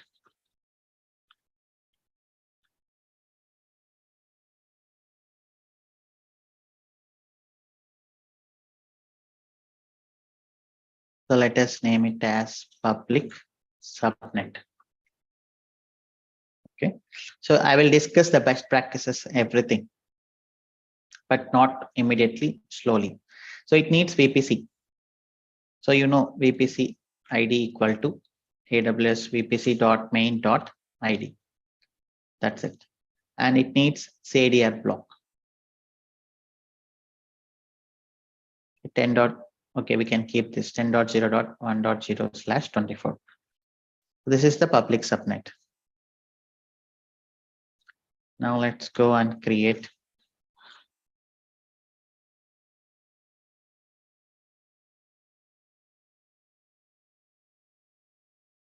Okay, it is done. Now let us come and check here.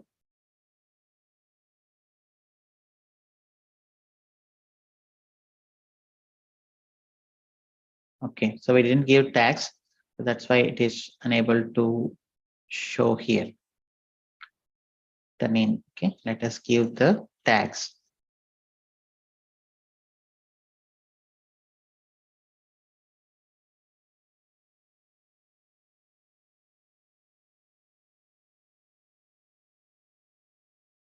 Now you do Terraform plan. It will tell you what are the changes it is going to do.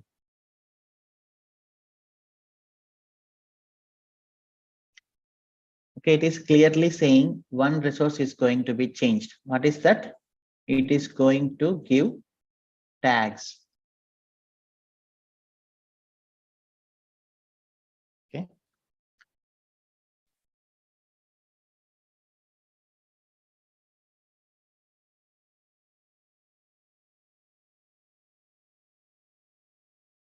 Now this is the one, you can check the tags. These are the tags we have. Okay, next thing is route table. So you get the hands-on of searching the documentation and then creating through Terraform. Then we can get into advanced concepts.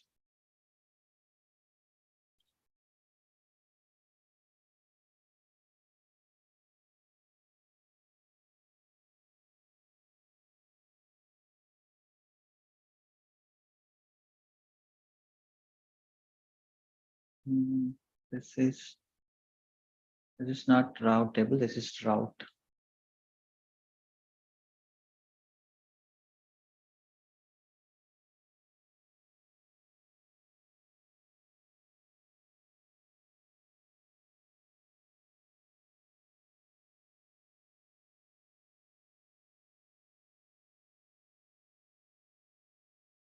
We are not able to search. Let us search here, route.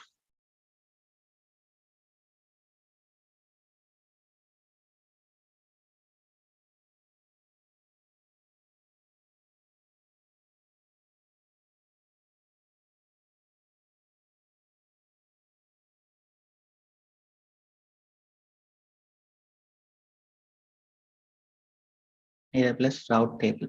This is the one.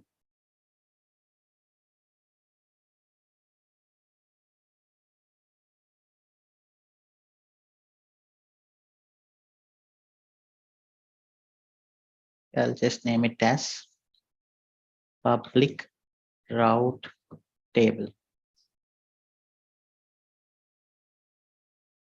Here you can see the VPC.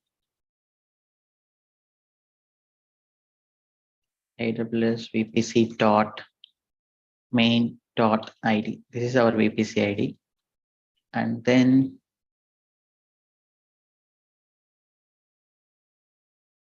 you are adding a route.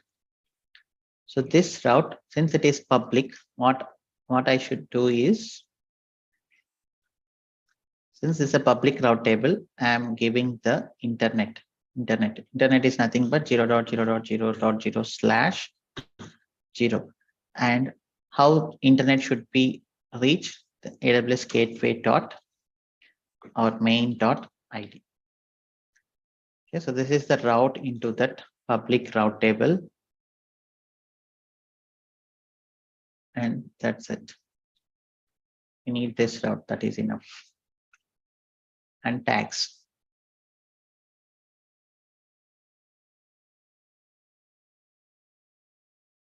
Public route table. So you need to associate public subnet with public route table. So for that also AWS route table association. Okay. Just name it as public. AWS route table association. To associate, we need subnet ID as well as route table ID. So that is what we will get here. AWS subnet dot public subnet dot ID and AWS route table dot public route table dot ID. Okay, that's it. So we created VPC, we created internet gateway, we created public subnet, we created public route table and attached the internet route, and we associated both public subnet with public route table.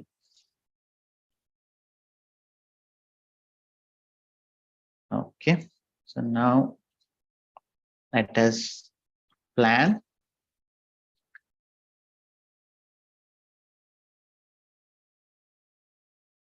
It is saying 2 resources are going to be added.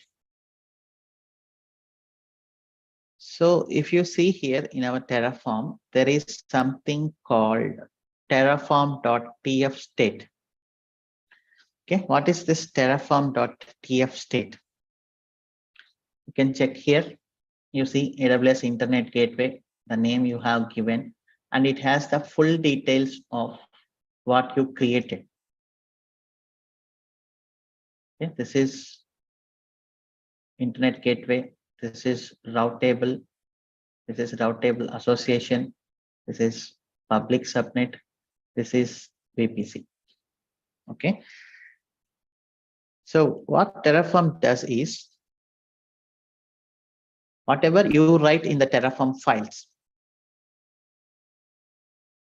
Terraform files is nothing but declared configuration. Declared is nothing but you are asking Terraform, I want this. Okay. I want these resources to be created. So that is what you are declaring here. Declaring is nothing but what is declared. A general meaning is giving a written notice. Okay. So you are declaring these resources. Then it is Terraform responsibility to create these resources. Terraform responsibility to create these resources, provided you did correct syntax.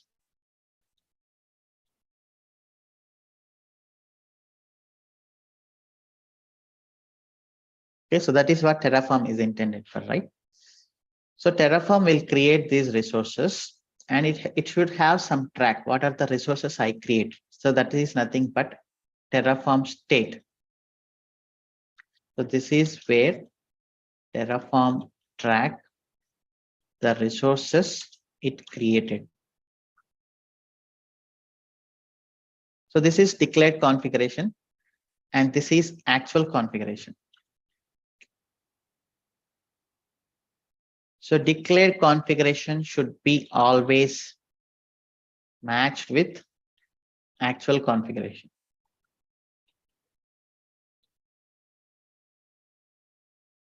Okay, so this is the ultimate thing we are going to do. So whatever you declare here, Terraform responsibility is to create that. So how Terraform will check is it will have some terraform.tf state and it will maintain here. Now let us do one thing. So we created public subnet and let us go for private subnet.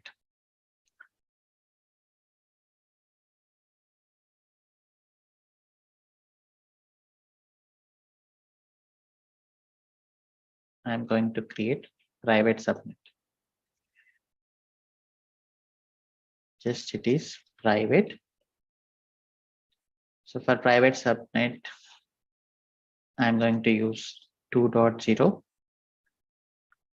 or 11.0, for example. Okay. So now you see declared configuration has one resource extra. Actual configuration is behind one resource. So now when you apply Terraform plan, what Terraform will do,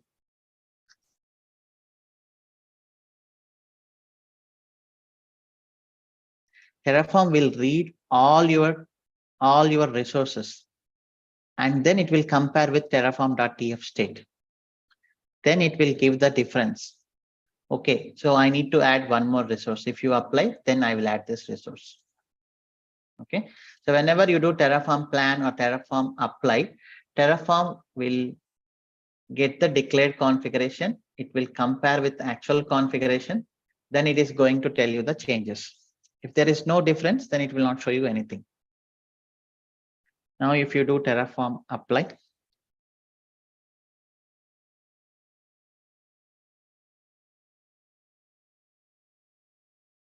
then it is added. Now you do Terraform apply.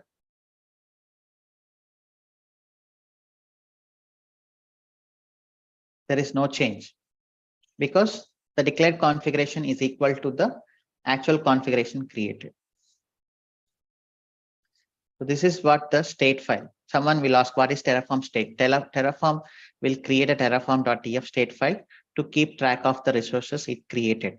So whenever you apply Terraform plan or Terraform apply commands, then Terraform will compare the difference between the declared configuration and actual configuration. So this is what you have to practice and feel the difference and tell in the interviews. Okay, now we will create private route table as well.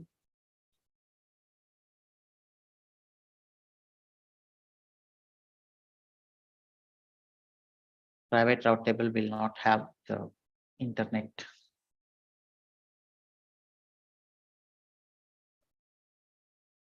And then we will do the association.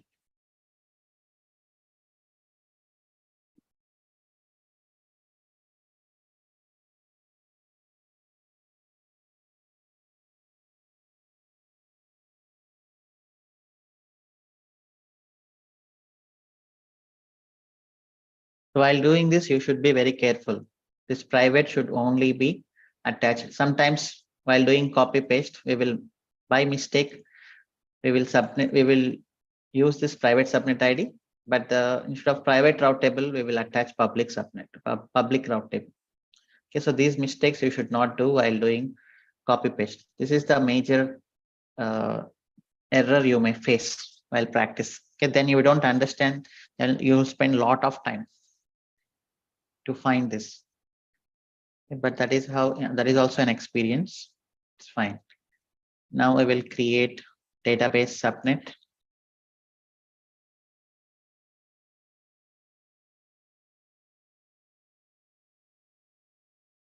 I'm going to give 21.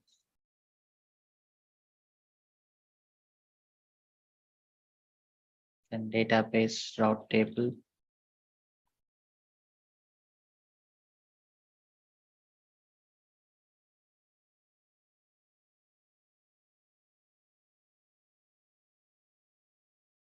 and then association.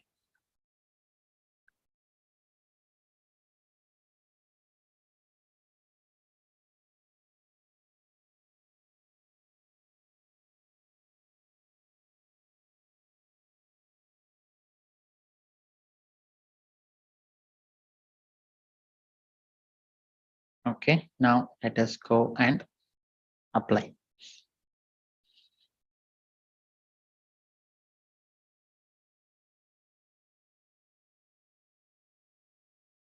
It is done. Let us go and check in the console.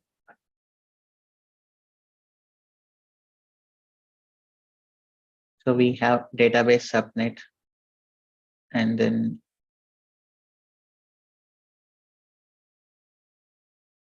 we have the route table attached, and we have the private and route table also attached, and we have public and route table have one extra entry that is nothing but internet gateway. Okay, and need to create NAT gateway to allow internet access for private subnet. So traffic coming in is called as ingress or inbound. Traffic going out is called outbound. Okay, inbound is nothing but traffic coming in.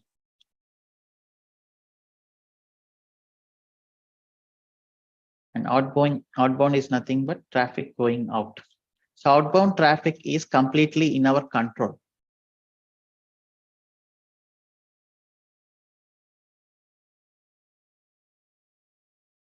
Okay, so these private instances, whatever here, databases, all those things, if you send a request to the outside world, then it is safe because you know what you are doing. And public subnet, you are accepting each and every traffic. Okay, so this is where you should be very careful. So if customers have to access your application, then your application web tier should be in public subnet. Okay, so that you can access the internet. But those guys should not access your database. So that's why we don't have internet connectivity. But for our purpose to fetch some updates from the internet, we are allowing outbound traffic originating from these subnets. This is very secure because we know what we are doing. So for Elastic NAT gateway, you should have some Elastic IP Terraform.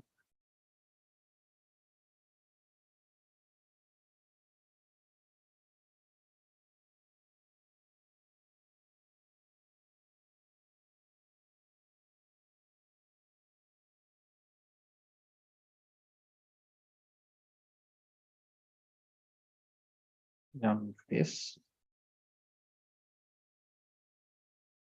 Okay, this will create one Elastic IP. Elastic IP is nothing but static IP.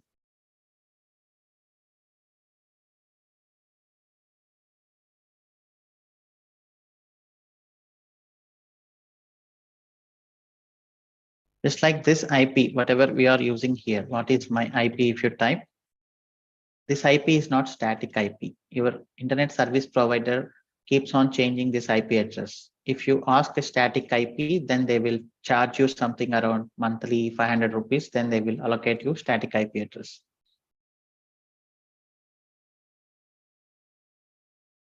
Okay, so now we got one static IP. Now you need to create NAT gateway.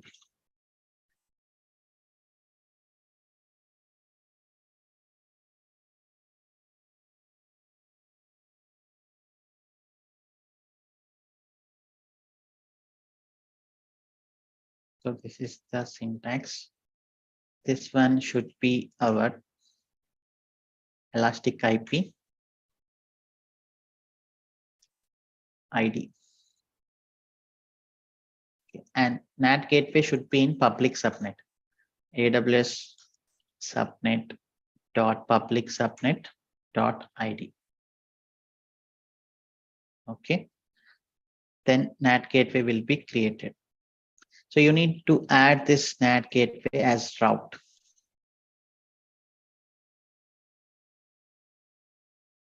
So here, when you come to route table, here there will be database as well as private route, right? So here you should add that route, add internet, and then here there is NAT gateway. You need to select this one. Just now we created, right? So to do that, you need to do through the Terraform. There is something called route, AWS route Terraform.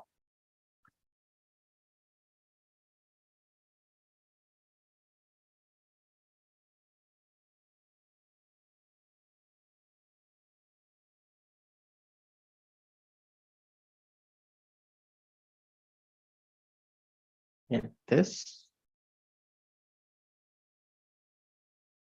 Just NAT route table ID. It is the route table ID, AWS subnet, private subnet dot ID, destination CIDR block. It should be internet address. And then this is not VPC. This is something NAT.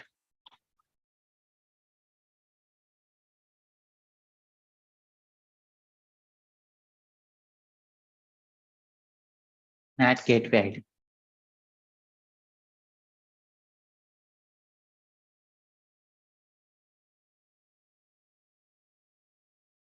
NAT gateway ID is nothing but AWS NAT gateway dot ID.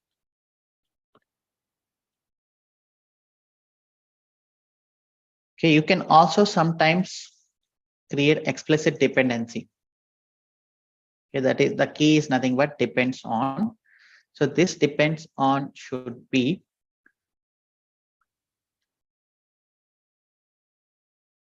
route table should be created. So AWS route table dot, what is the dependency for this is this private route table.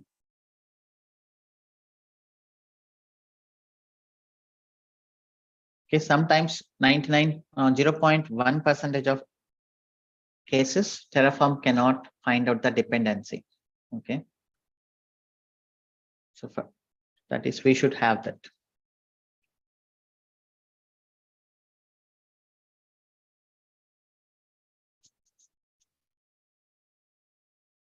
So we are going to add it to the database also.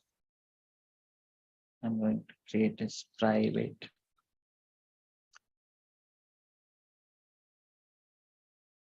Sorry, this is route table ID. Sorry, this is route table ID. AWS route table dot private route table dot ID, and this one is AWS route table dot database route table dot ID.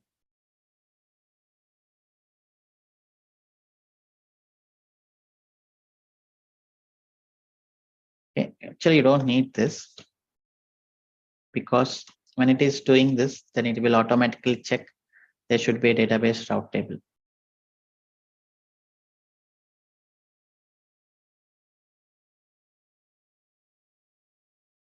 Okay, yeah, that's it. Now let us do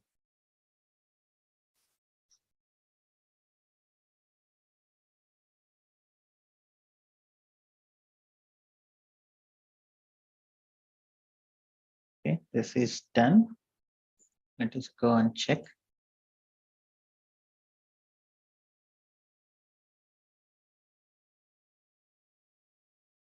Okay, you have your NAT gateway attached. So this is how we will create the resources. Just by seeing the documentation, you can do this always.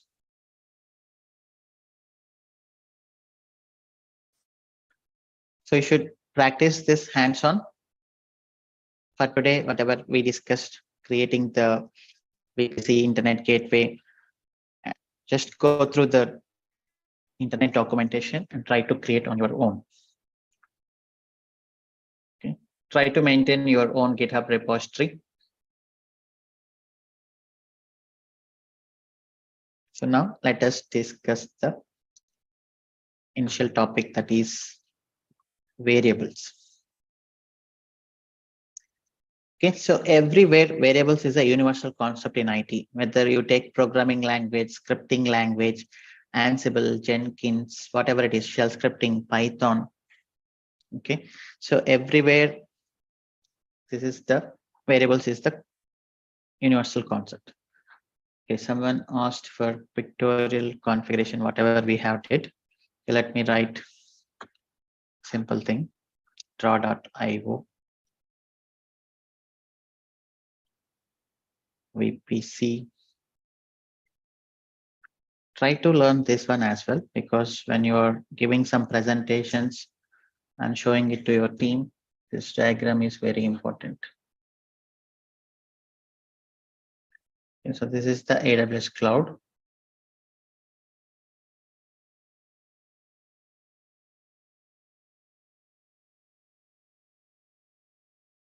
And we created VPC.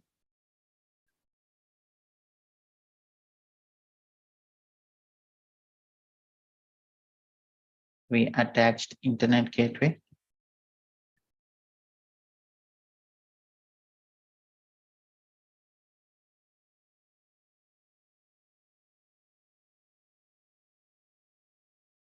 Okay, we attached internet gateway to VPC.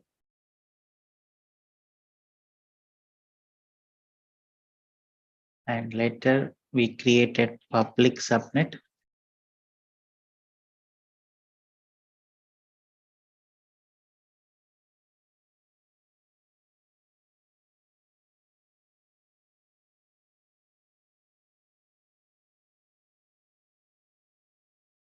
And we created private subnet.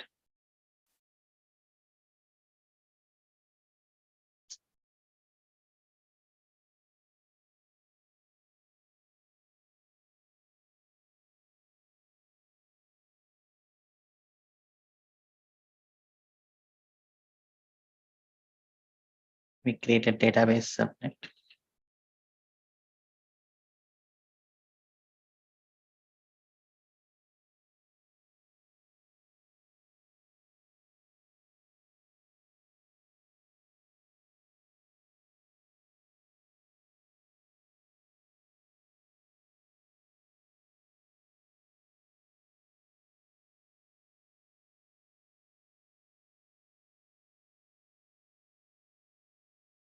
Here, database.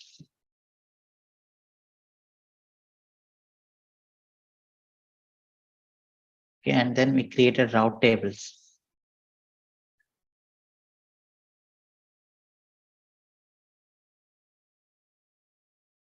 Okay, this is the public route table. This is the private route table, and this is the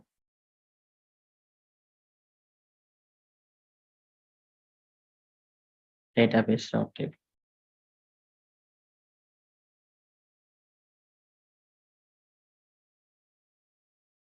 Okay, this is what we did. Okay, VPC resources belong to VPC. I'm creating inside VPC. Resources does not belong to VPC. I have to create out of VPC. For example, we created NAT gateway also. Actually, NAT gateway is inside public subnet.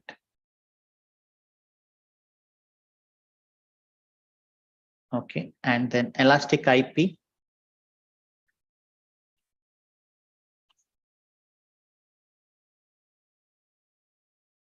Actually, it is VPC resource. I'm just keeping it somewhere.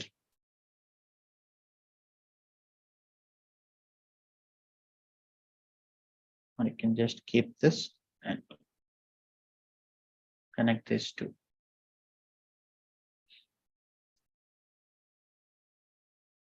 Okay, so this is what we did. Right.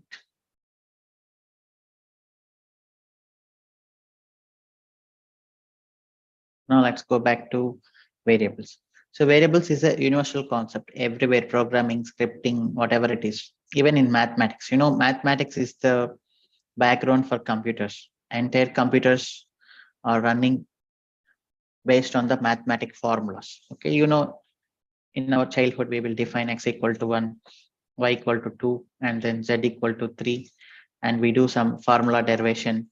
And at the end, we submit these variables. Okay. So variables follow one principle, dry. Don't repeat yourself. For example, you have to print some statements. Hi, Shiva. Good morning. Hello, Shiva. How are you? What are you working on, Shiva?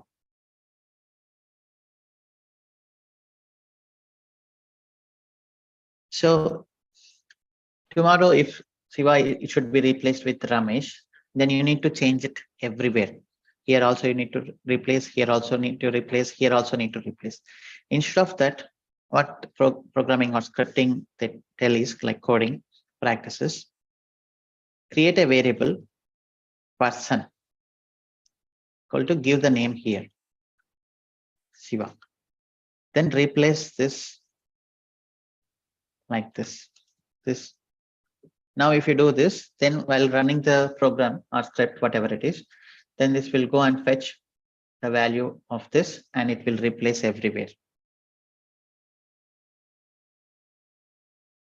Okay, now if you want to change this, then you can change it to Ramesh or Suresh, whatever. So this is called dry. Don't repeat yourself. You declare here and then you are referring this everywhere. If you want to do some change, instead of changing in each and every line, you just do the change here. It will be automatically reflected. So that is called don't repeat yourself dry principle. You don't need to hard code the values. Okay. So these are called variables. For variables, there are types of variables. You know, everybody of us learned some C language. We have seen int, float, boolean,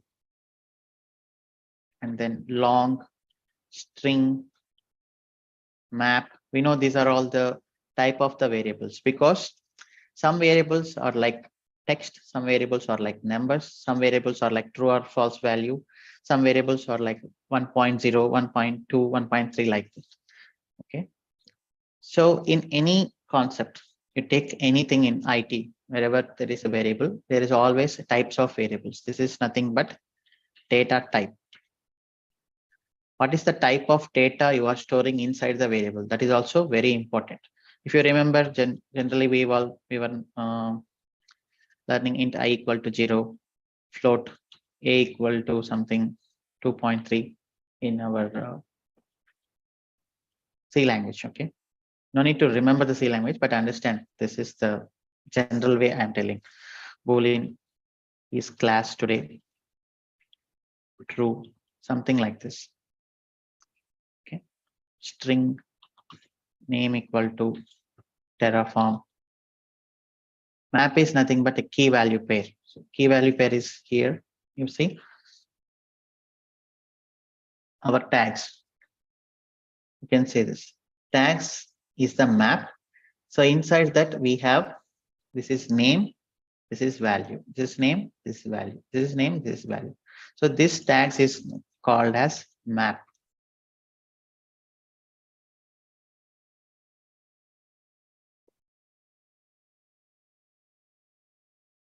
Okay, so in Terraform also, we have variables and type of the variables. Here we will call it as number. We'll call it as number, string, wool, list, and then map. Okay, so these are the data types available here. Okay, so for example, here everywhere we have timing. You can see timing 1, timing 1, timing 1. Everywhere we have timing 1. So instead of hard coding here, what is the best way to create variables? So better we create one variables.tf.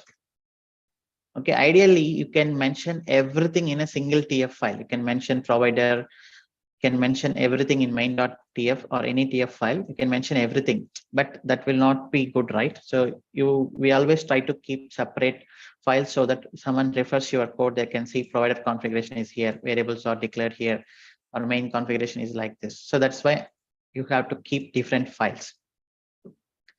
Okay, so the syntax here is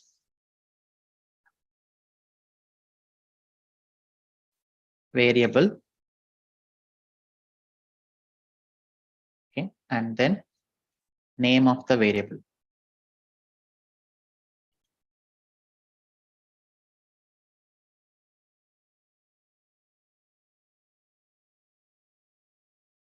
So entire Terraform, there will be braces. Okay, variable, I'm just giving project name. Okay, and here there is something called type. You need to tell Terraform what is the type. String. Type equal to string. And then what is the value? For that value, you need to provide some default. This is nothing but default value. What is the value you are providing? Default, that is timing. I will tell you why this is default. Timing 1. Okay, and there is something called description. This is the project name. So description is not mandatory. Okay, only nothing is mandatory here. Okay, these are all not mandatory, but for our purpose we are giving it. For now, you just try this. Tomorrow I'll tell you more details. And what else? So sensitive and validation also there, but for now just stick to here. So we created a variable called project name. Type is string and the default value is timing 1. Now how can you refer this in here? Okay, here var dot variable name. That's it. Var dot variable name. And here, how can you refer this is like this. So inside double quotes, you can also do like this here. What is dollar? Something like this. Var dot project name. Sorry, it's not like here. So if you have something in double quotes, okay, here you need to mention like this, dollar var dot project name.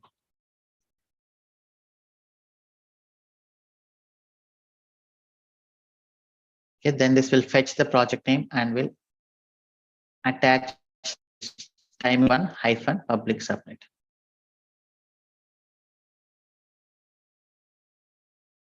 Okay, if you have inside double quotes, you need to follow this syntax, dollar and flower braces.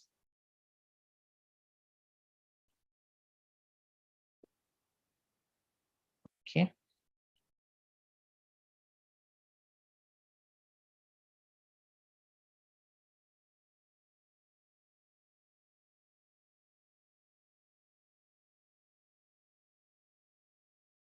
That's all. Just for demonstration, I'm changing it to timing 2 to just check the changes. Now, if you do Terraform plan,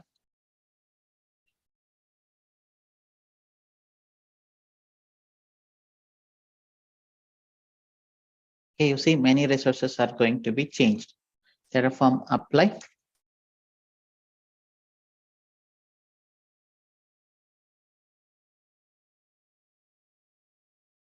When you come and here, you can see all the resources are updated.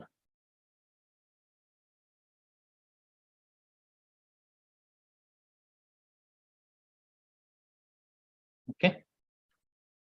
So this is what the variable concept. For today, we have seen the string type, and then tomorrow we will see other types like number, boolean, and then list map.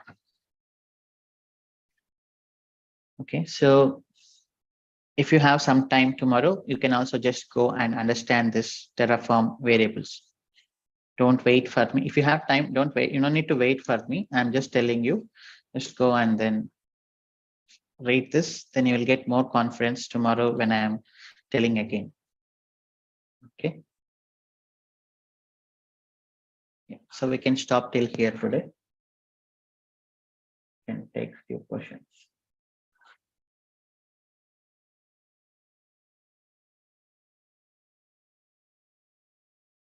Yes, Anil, you have some question?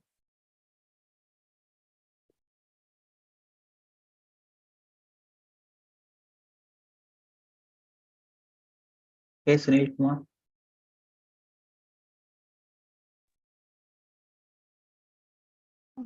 Sure.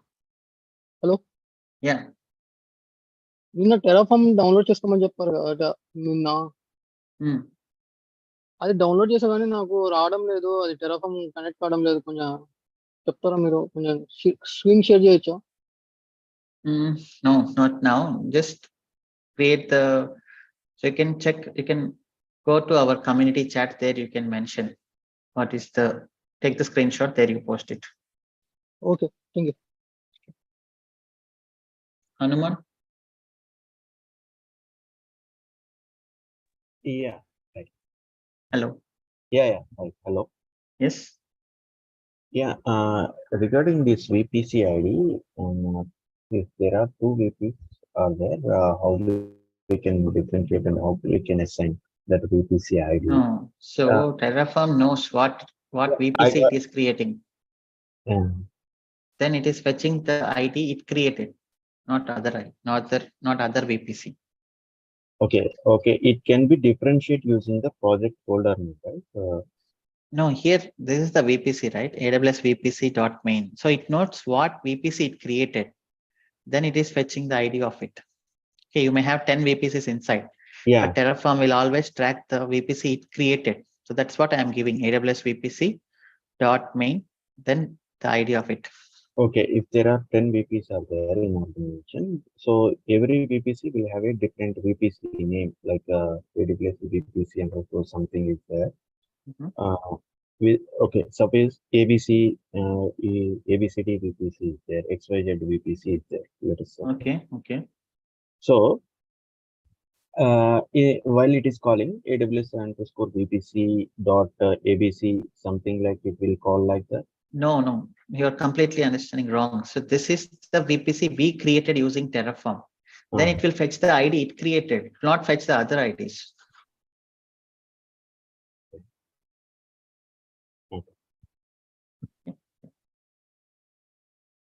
David Pavan Kumar.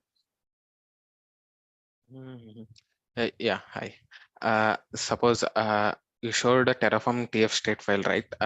We have all the track. For suppose if you lose one of the resource block in main.tf or somewhere else, will it replace that one by using Terraform TF state file?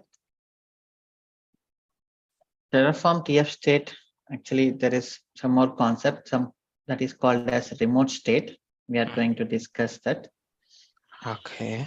Now, for example, if you do something, change here. Side, for example, I'm deleting this public subnet. Yeah, we can get this from our Terraform import command, right? Okay. Okay, sorry. Please go ahead. For example, if I delete this NAT gateway,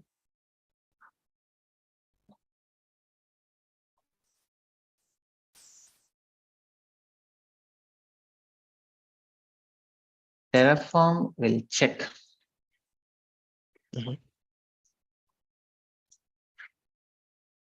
that the resource it created or still exist or not. No. This one, what is the NAT gateway? Just still deleting. Okay, let it delete. Or for example, if I delete the route,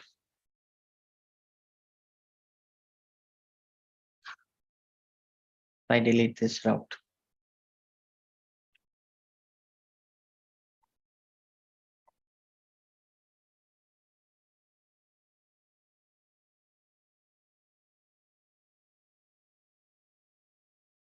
You can see Terraform found out someone deleted. So it will try to create again. So it will go to the state file. Okay. And it will get all the resources it created. It will make sure these resources are exist in AWS. If it is not exist, then it will tell us. It will tell us I'm going to create that one.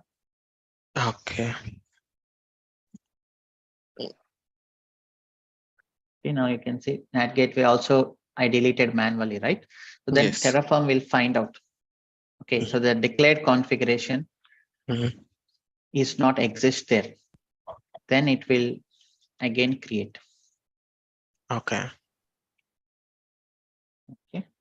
Yeah, and one more question is here. When you created like VPC, you have given some what is instant tenancy or something else? Yeah, that is default. By default, it is default. Yeah, what it is? I'm not Actually, sure. even I don't know what are the every parameter. You have no need to understand the parameter. Okay, everything. Yeah. So just go here and then. But yeah, you mentioned as default. That's why I have asked you. But what it is instance tenancy? So by default, it is default actually. Okay. So this is not the Terraform thing. Okay, this is the AWS thing. Okay. Terraform okay. This is one just is an giving us the option. option. Okay. Yeah. By default, the value itself is default. Okay. Okay, you can just read this. What are the other options? Yeah, sure. It is dedicated in the sense generally resources are shared in cloud, right? So instead of sharing, you can have your dedicated network, like dedicated EC2 instances. For our EC2 instances. But it will be dedicated, right? Whenever we attach our instances to our VPCs, it will be dedicated. No. Those are not dedicated EC2 instances. Those are shared instances. If you want dedicated, you need to go for some physical instances available. Okay. Okay. Yeah. Parasuramudu.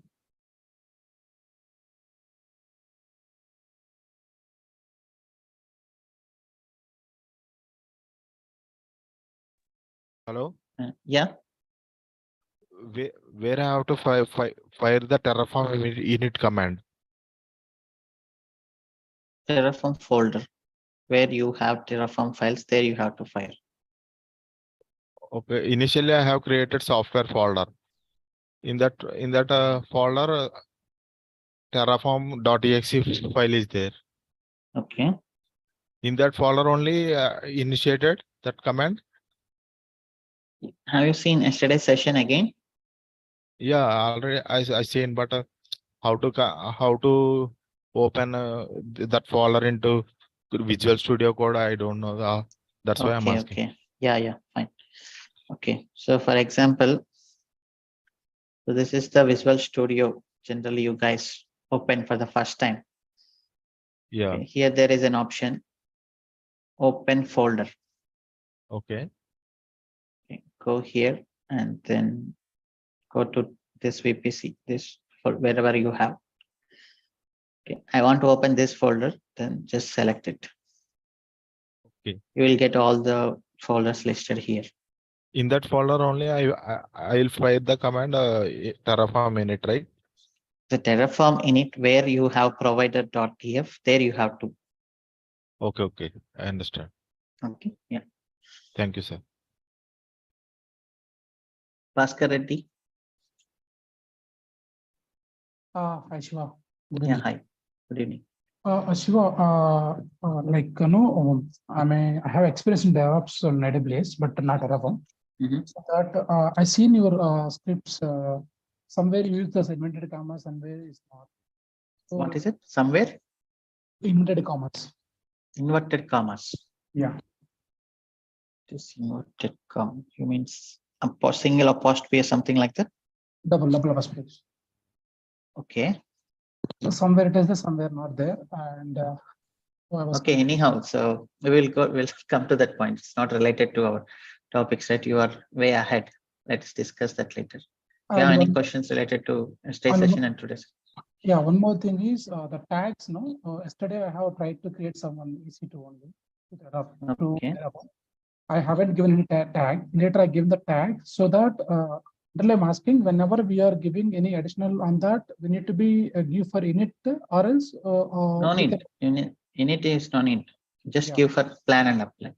And plan is mandatory for that. Not mandatory. Apply by default. Run the plan in background. Okay. Okay. But better way is to apply or to run plan first, and then see the changes what it is going to do, and go for apply. Okay. Okay. One more thing, you said the git ignore, right? So yeah. This is for only like in the practice way you are giving that, and real time also we have to be maintained like that. Bro, actually you guys are, there is no practice, there is no real time. Okay, so this is for some purpose. Why I'm giving is your .terraform folder should not be pushed into the GitHub, and TF state files also should not be pushed into the GitHub, because this has lot of memory. This is unnecessary actually. Okay. If you push 500 MB, 600 MB of files into the Git, then it will not accept. Try to do it once. Got it. Okay. So unnecessary memory, so we just going to unnecessary things you should not push into the GitHub. Okay. For that we are using the git ignore. Okay. Yeah. Yeah. Thank you. Rajashekar.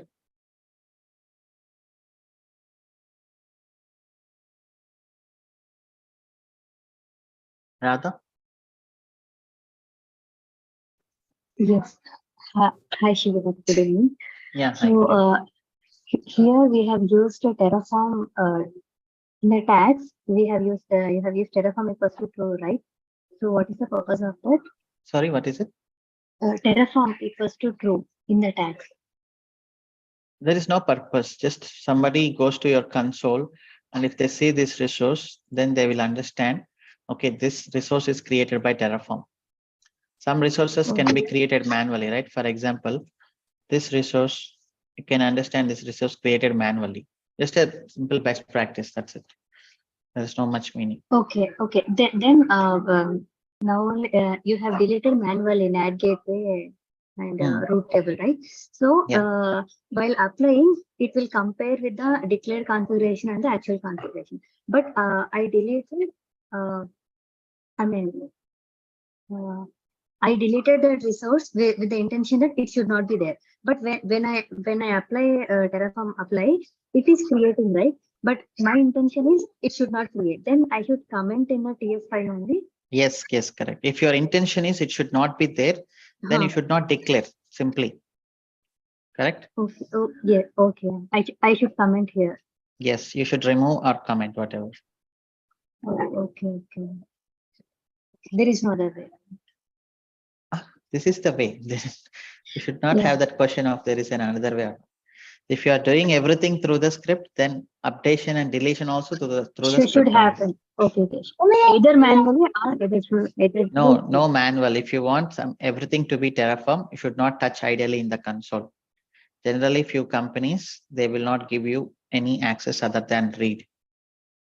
Okay, whatever you have, you should do whatever you want, you should do it through Terraform. That's it. Okay, thank you. Thank you. Hi Shiva bro. I'm Raj. Yeah, hi bro. Yeah, hi Rashikar. You have said regarding automatic dependency resolution, right? Yeah. There you have mentioned, yes, depends on. Can you explain this one second, please? See, sometimes there is some logical relation. Okay. So some logical relations is nothing but you don't know that dependency actually exists. Terraform also don't know. So that's why there is an option of explicit dependency. For example, here, while creating NAT gateway, public subnet, you are doing it. This is okay, fine. So I don't have exact example to tell you.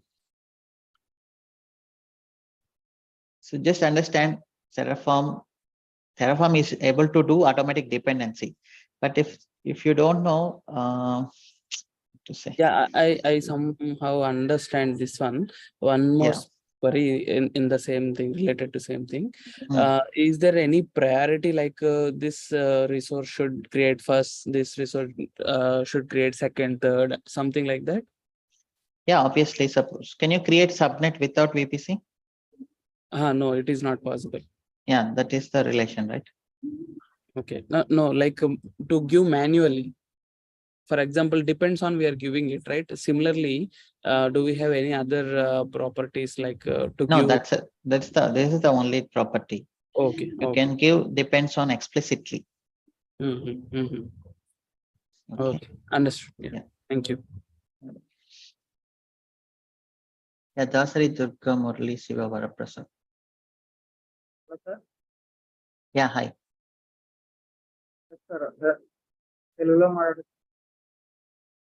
Okay. అది course నేను today అయ్యాను sir enrol అయ్యాను. అది నిన్న చెప్పారు కదా sir మీరే మాకు ఎన్విరాన్మెంట్ ఎలా సెటప్ చేయాలి, దాని ద్వారా ఒక చిన్న టాస్క్ అందులో చెప్పారు కదా సార్ ఈజీ టు చేస్తున్నాను. Okay, yeah, come to the question. We don't have much time. You don't need to repeat what I said yesterday. అది సెటప్ చేసేటప్పుడు యాక్చువల్ గా సిఎల్ఐ డౌన్లోడ్ చేశాక మా సిఎండిలో అది వర్షన్ కొడుతుంటే తెలుస్తుంది, కానీ గిట్ బ్యాచ్ లో అది ఎలా చేయాలి సార్? గిట్ బ్యాచ్ లో రావట్లేదు, అది కనెక్ట్ అవ్వాలంటే.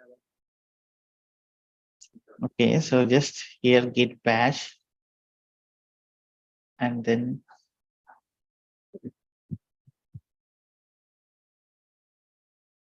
this is simple, bro. Just git bash and then you just run Terraform version. That's it. Terraform sir AWS configure అని కొట్టారు కదా. Yeah, AWS configure also will run here.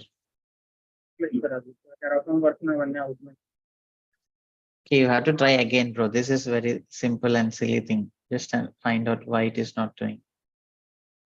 అంటే సిఎండిలో download అయినట్టు Python version అవన్నీ చూపిస్తుంది, దాని ఇందులో తీసుకోలేదు CLI version. Okay, try to restart your computer.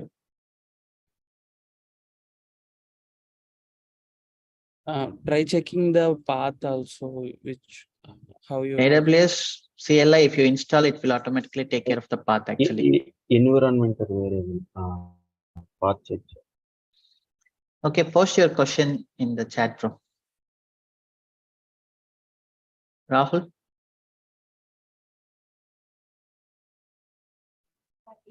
Hello, Shiva. Yeah, hi. Yeah, something you have mentioned like a Git ignore, right? From I could see some code in there. From where did you copy that? Yeah, you can just find out Terraform git ignore in internet. So you can find anything. So these are the things actually you should ignore. That's what somebody will keep. Okay, you just copy and paste it. That's it. Nothing much. Where should I copy it? In Git, right? Yeah, in this folder. If you are pushing it to the GitHub, then here you need to copy. .git ignore. File name should be .git ignore. Okay. For this, do we require to install any plugins for? No, nothing. Yeah. Harish Reddy, you have some question?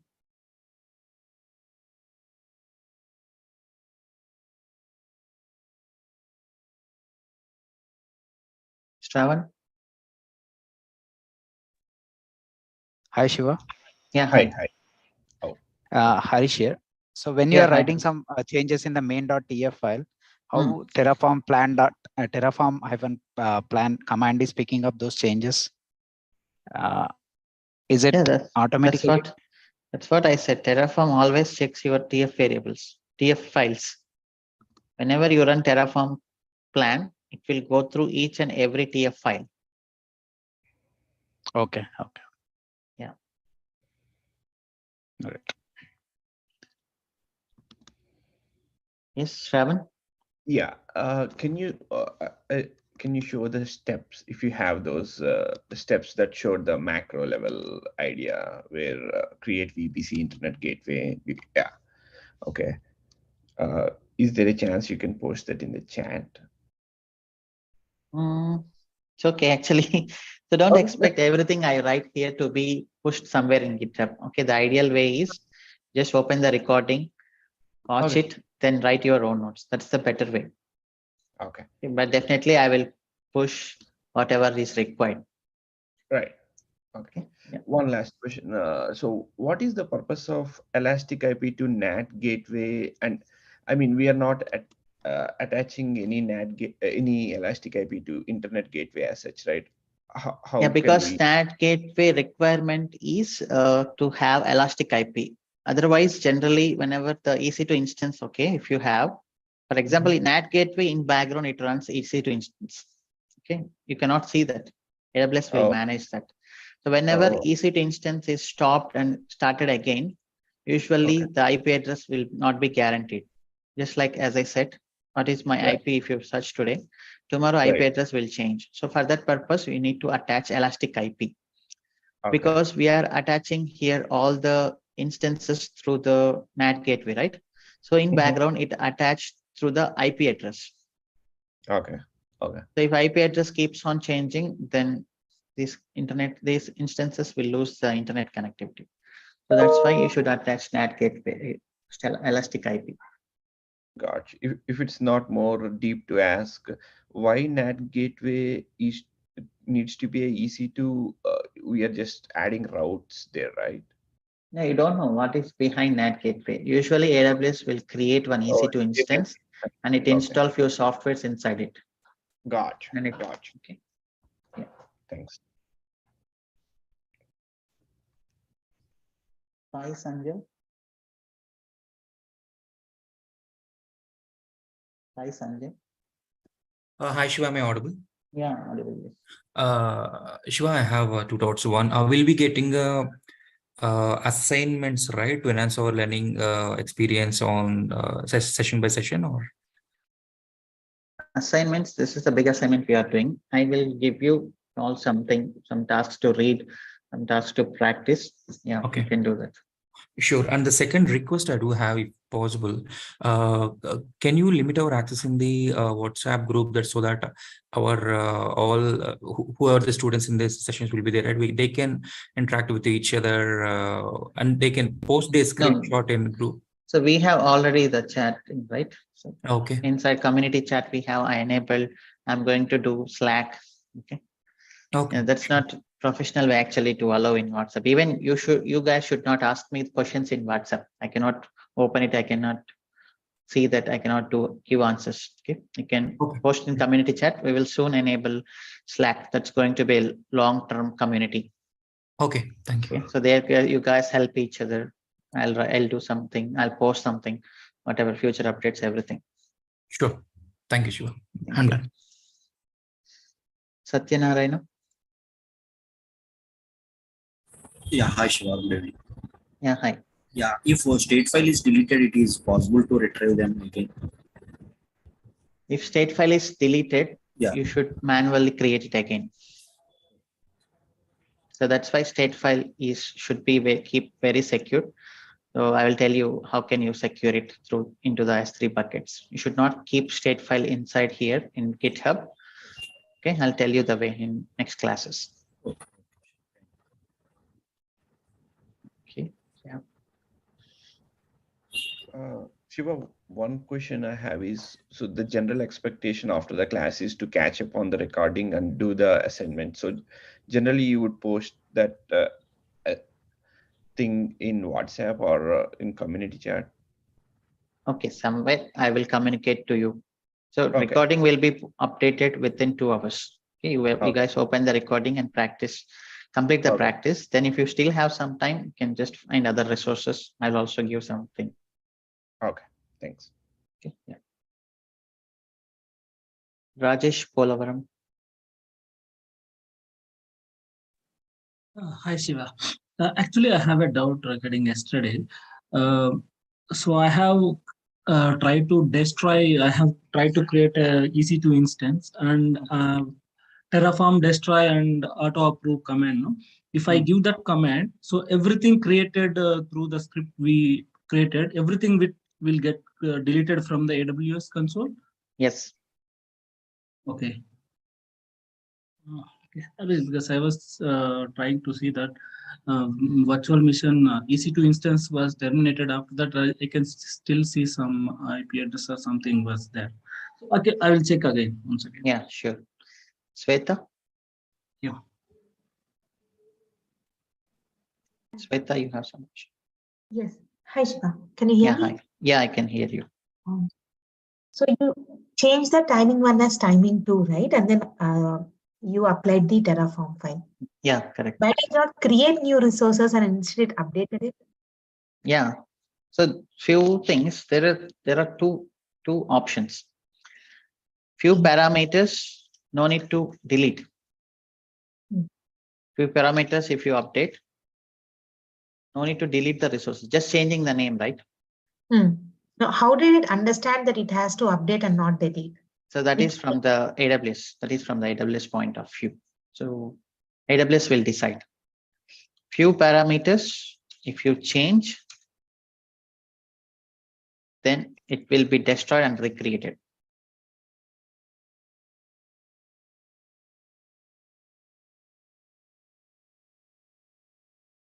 Okay, you will get the clarity on this.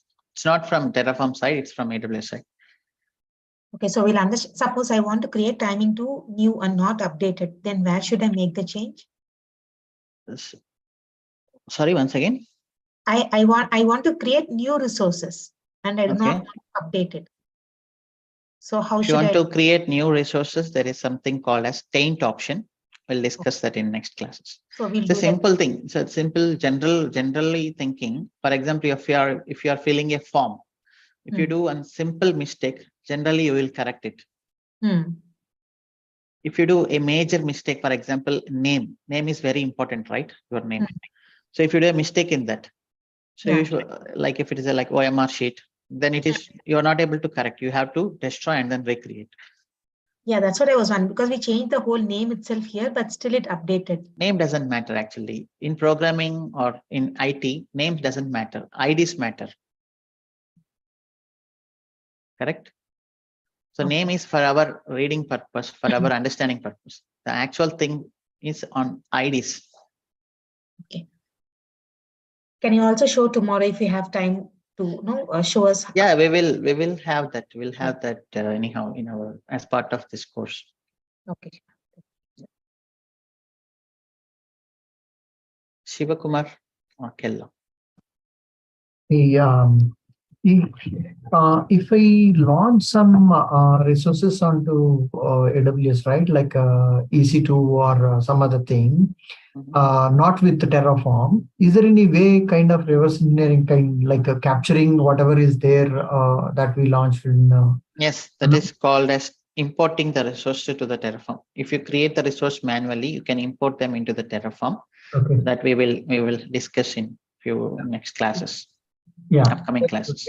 Because before we start the Terraform, we might have launched some resources, right? Like, so how to capture that?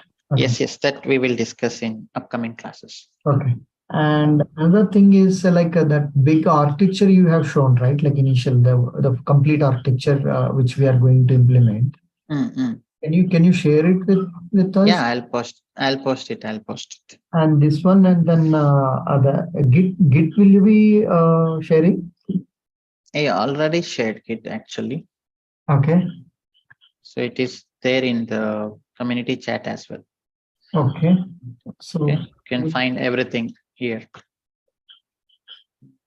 Okay, community chat on this Zoom. Yeah, I posted it in our website community chat. This is the GitHub repository. Yeah, even I sent in WhatsApp as well. Just please check it. Okay, I'll check that. Yeah. Thank you. And then final one from Nagadurga Prasad Charugu.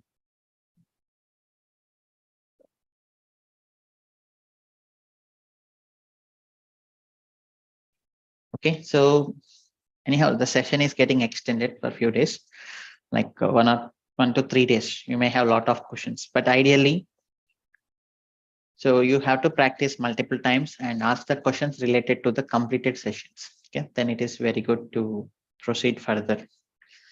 Thank you so much. If you have more questions, you can always use community chat. Ideally, I cannot answer each and every question in the session. Then our timing will be reduced, will be deviated as well. Okay, so initial days till you set up, we can answer. Later, you have to accommodate yourself for the practice, more times, and then ask the questions in the community chat and ask the questions related to the yesterday's session or today's session. Then it will be very good. Okay, thank you so much. Good night. See you in tomorrow's session. Bye. Thank you all. Thank you. So yesterday we created VPC resources, all the resources. So this is the diagram, right? So we created VPC, Internet Gateway, public subnet, private subnet, database subnet. We created route tables, and then we associated them with the respected subnets, and we created one NAT gateway and it's elastic IP. Okay, so this is what we have done yesterday, and now you know how to find such within the documentation how to create the resources. Okay, and later we started discussing variables.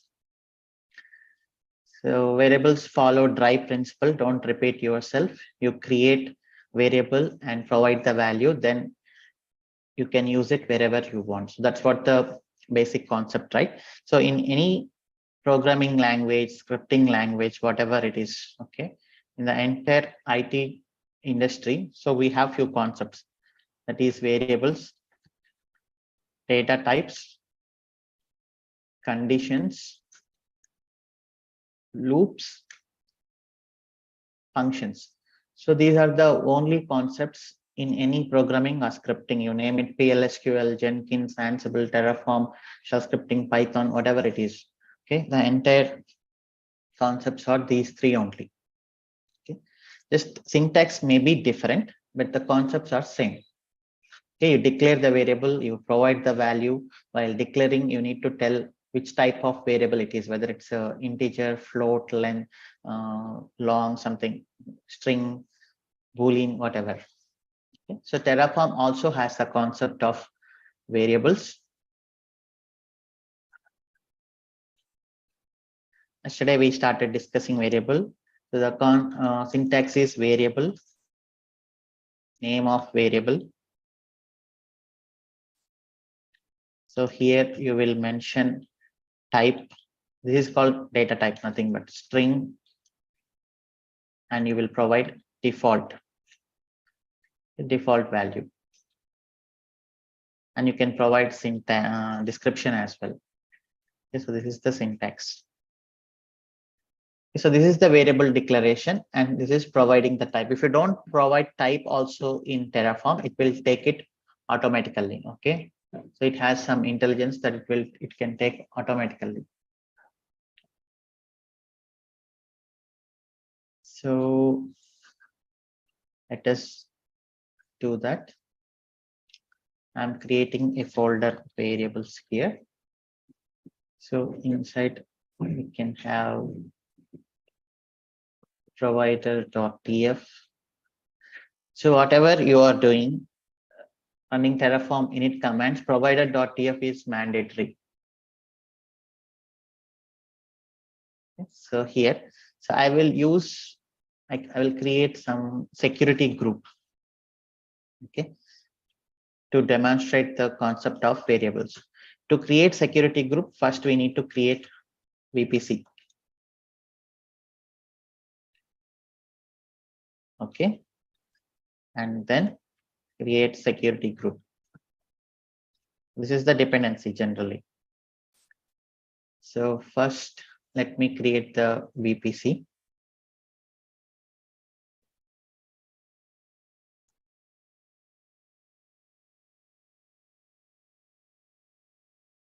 Okay, let us keep all these things in variables.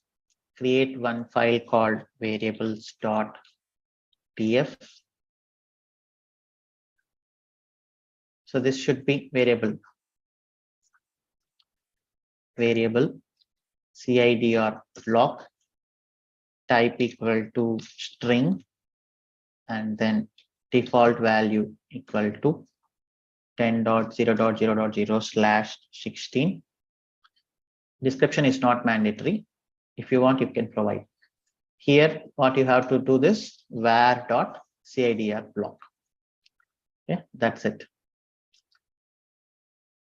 So you can create ideally all variables.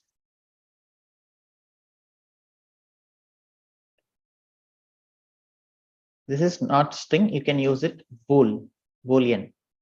Okay, true. Oh, sorry, this is string only. Default value itself is default. Okay, and this one var.DNS support.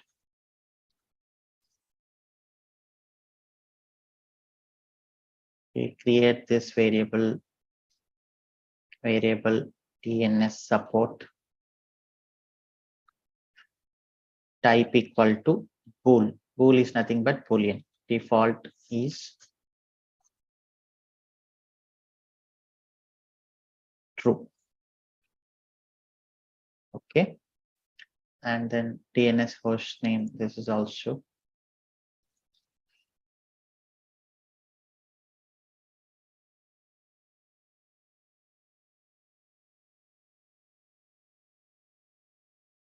var.DNS host names.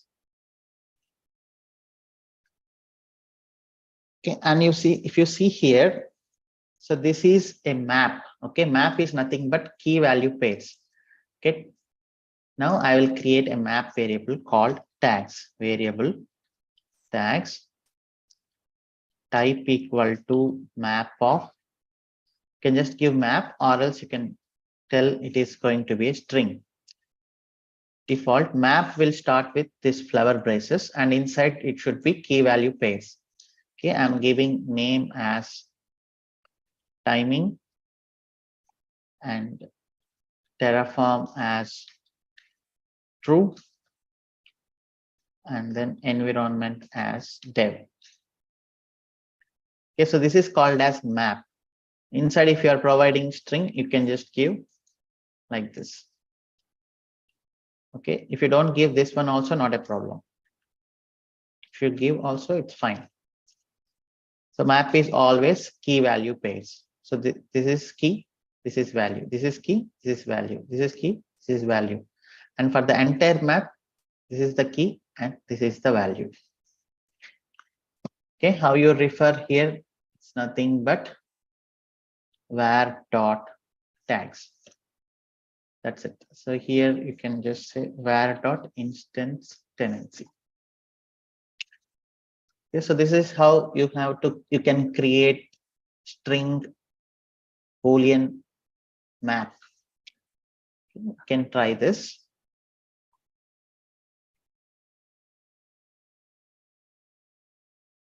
cd variables Terraform init.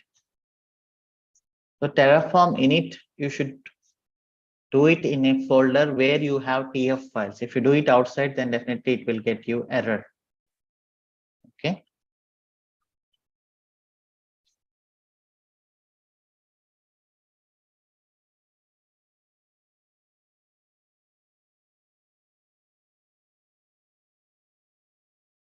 Now let's go for Terraform plan.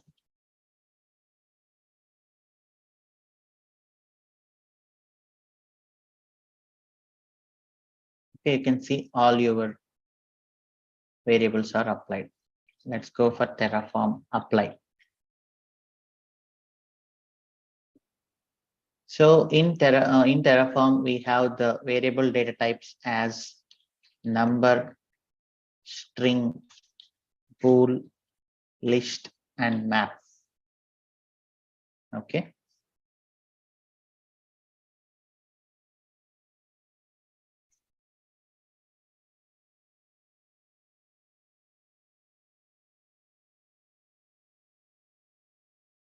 can see we have our VPC created. So now let us create security group.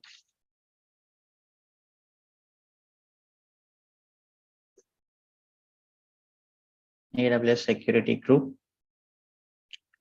And here, let's just copy this.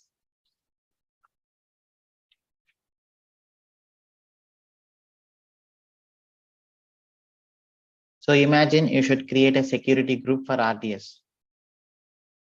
Security group for Postgres RDS. Okay, Postgres RDS generally works on 5432. Okay, so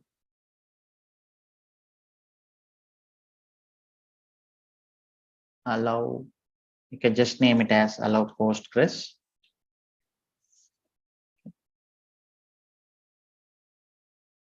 Here, allow Postgres, you can just give it anything. Allow Postgres inbound traffic. Okay, AWS VPC main.id, this is fine. So here you see this is a number. Okay, so I don't want to hard code here. I will create a variable Postgres port. Okay, type equal to number and then default equal to 5432. So here it is var.postgres port. var.postgres port. Okay. So here if you see CIDR block is which type here?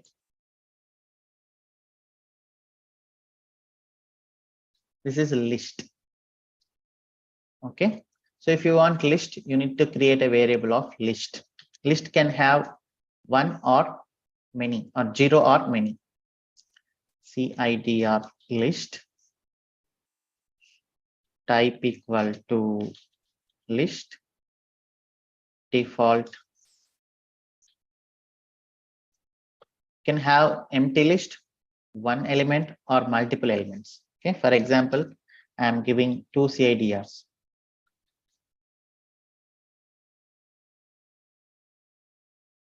Like this, for example, 10.0.2.0/24. So I'm giving like this. So now here, so list always starts with this kind of bracket, var.CIDR. Okay, so we don't need this IPv6. So tags, you can say var.tags. So ideally, you can keep these also inside variables, but anyhow, we have seen the string type of variable. Now I'm concentrating on number and list. Now, if you plan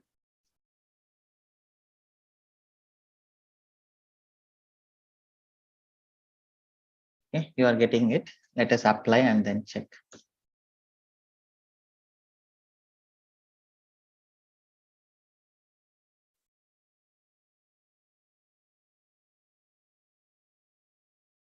Let's go and check it.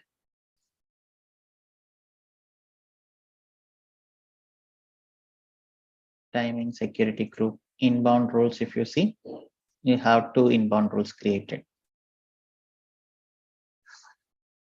Okay, because you provided 2 CIDR. If you provide 1, then only you will get 1. Okay, so these are the concept of variables. We use these variables very much, okay, in our project discussions. So next thing, we have a simple concept of count and count index.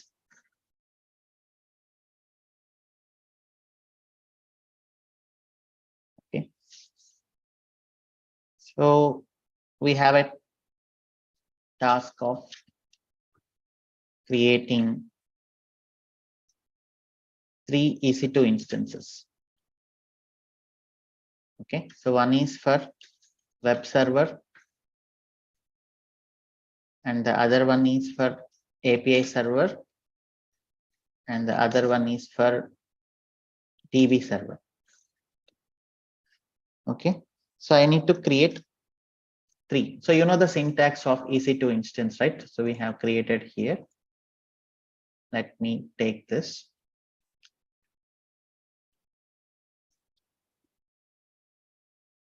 If you don't give any VPC, generally this will be created inside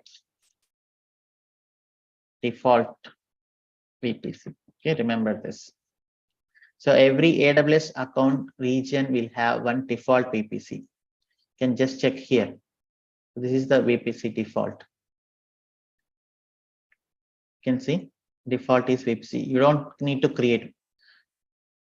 AWS will always create one default VPC in every region. You can check here. Any region you go and check, you have one default VPC. Okay, remember this.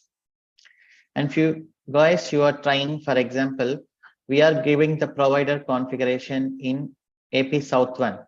And when you are trying to create EC2 instance, you are getting the EC2 instance from US East 1. Okay, you should get the AMI ID from Mumbai region only. AMI per region is different. Okay. AMI IDs are different for different region. Remember this.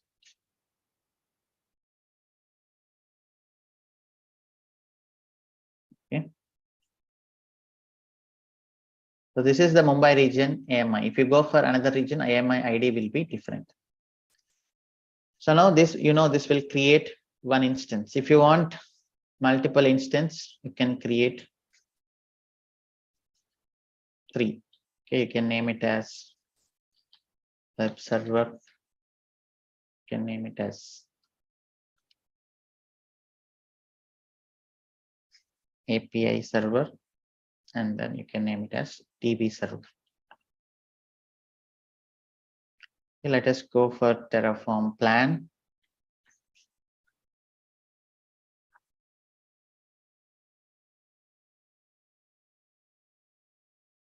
Okay, you can see we are getting 3 instances. What if I want 10 instances, 20 instances? I cannot go and keep on adding the thing like this. Okay, so you always remember, try to keep the code minimum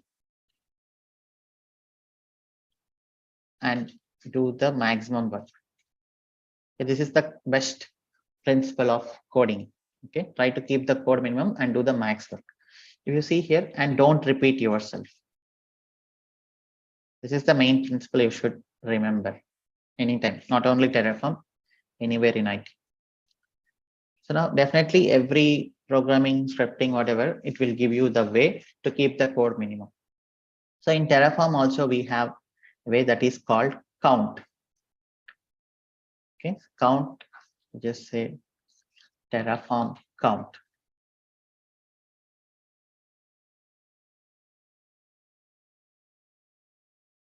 So if you want 4 instances, just keep count equal to 4. So now instead of creating like this, what I do is count equal to 3.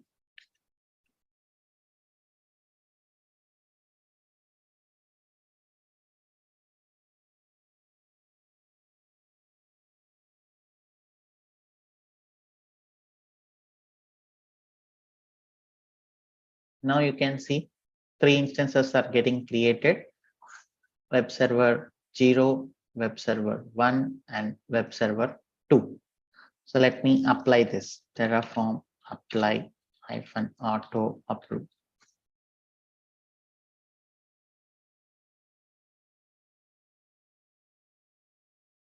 Okay, now let's go and then check here EC2.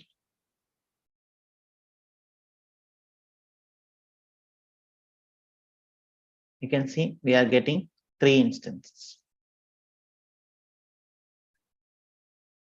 Okay, if you give 30, you will get 30 instances.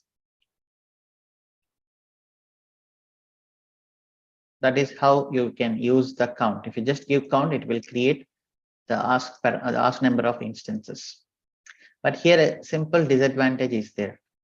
Don't have any name.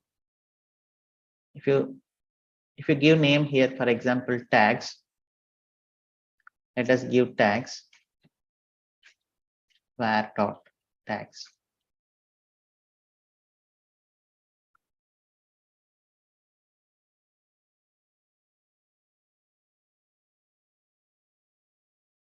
Okay, we got the instances running. Now if you give tags,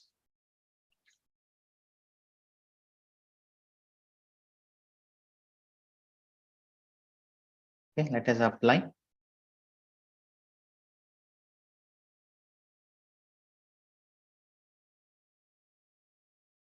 Now everything got the name of timing. So I want it to be a web server, app server, and database server.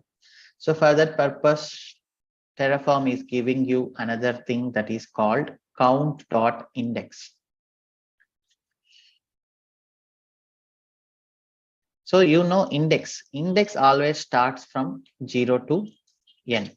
Okay, you asked for 3, then the index starts from 0, 1, 2. If you ask for 10, the index starts from 0, 1, 2, and so on 9. Okay, so now we asked for 3, so we are getting 0, 1, 2.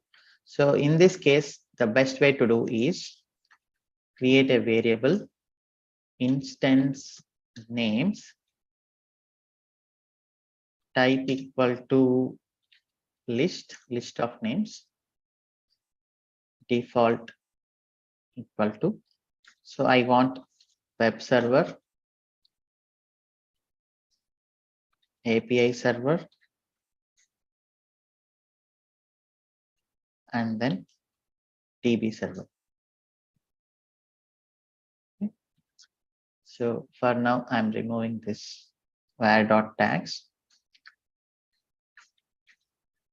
Okay. Here, name equal to var.instance name, instance names.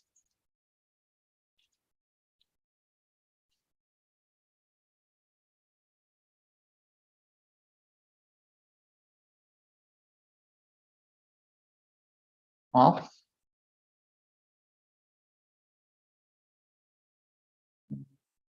it not highlighted. var.instance names of count.index. So now what will happen for the first time when it is creating the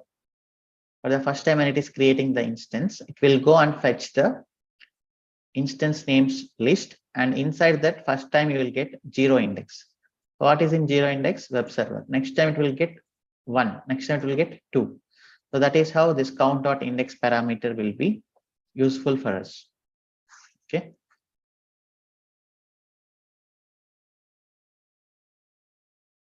Yeah. So there may be something syntax wrong. So variable name is not highlighted with blue color. Let us see. Okay, Terraform plan.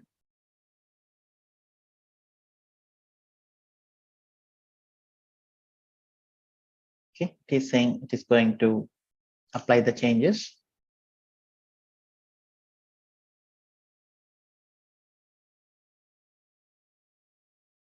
So it's done. Now you go and refresh.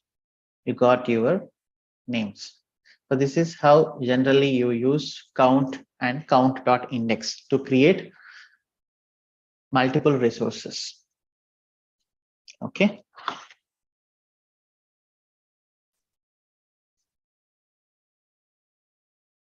So this count and count.index is very useful in our while creating projects. We will anyhow use them with project again.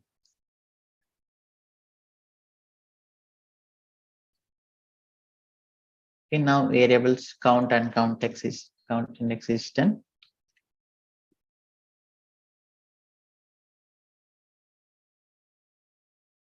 data types is also done. Now let us discuss on conditions.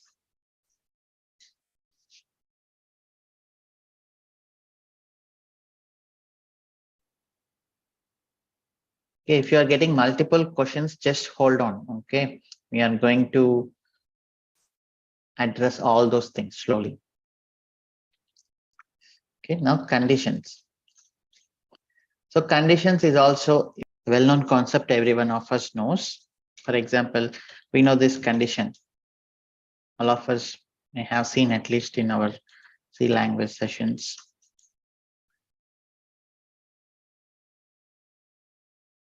Okay, if this expression is true, this will run. If this expression is false, this will run.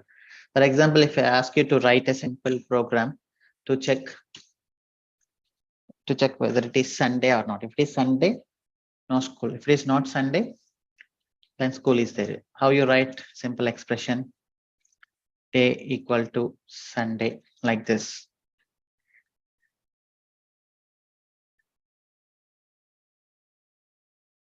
Print holiday. So I'm not following any particular programming syntax. I'm just doing some generally. Okay.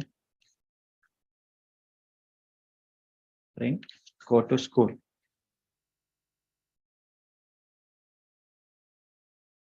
Okay, so this is the condition, right? So usually we'll get, for example, day equal to Monday. So then Monday is not equal to Sunday. This will be false. If this is false, this will run. If this is Sunday, this will become true, then this will run. So this is the concept of conditions we have.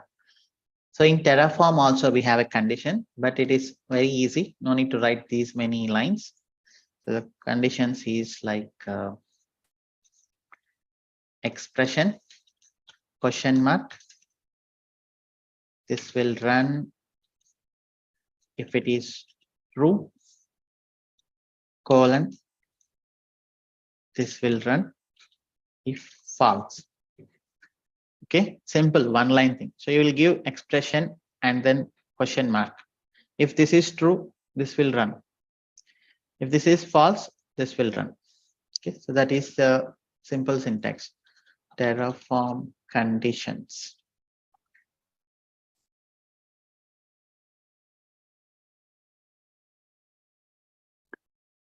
Okay. So you see condition, question mark. This is if true, this will run. If false, this will run. Okay. So now let us use this condition to create some EC2 instance. Okay, removing count for now. Okay, so now the concept here is, okay, let us keep this one.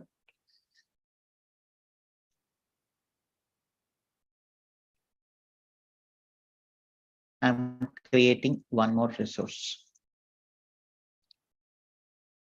Okay, single instance, for example.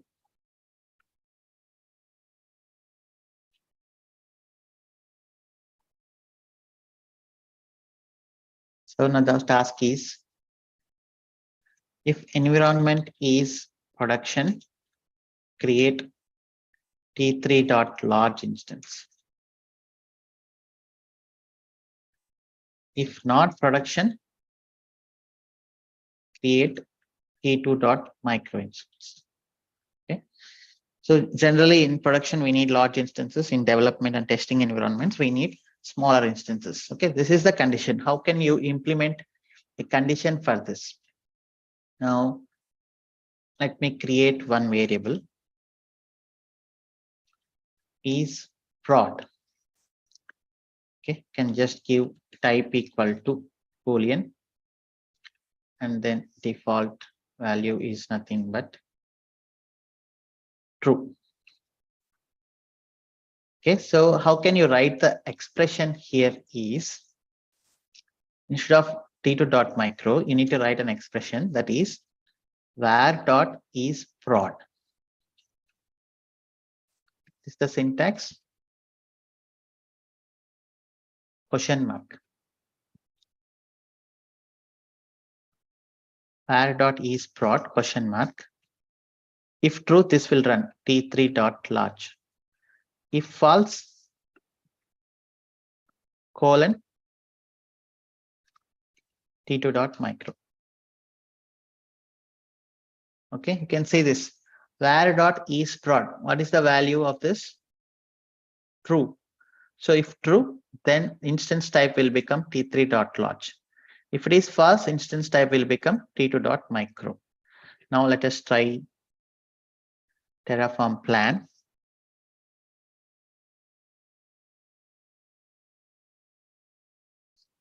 Okay, you can see it is t3.large because var.prod is true. Let me make it as false.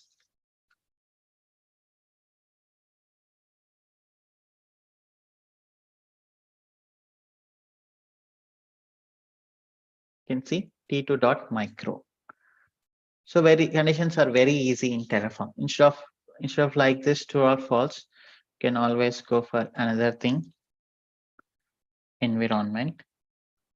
Make it as string. Okay. For example, this is prod. Okay.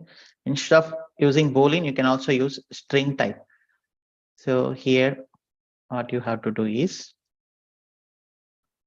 var.environment equal to prod.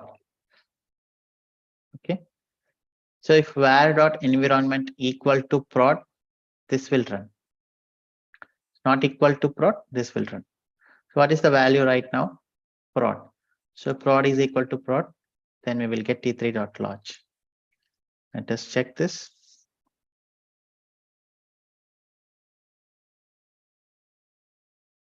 Okay, t3.large. Now let us give dev.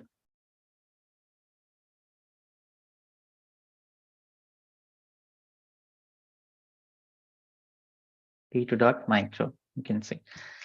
So you can use Boolean variables or something like strings, and you can try using the expressions here.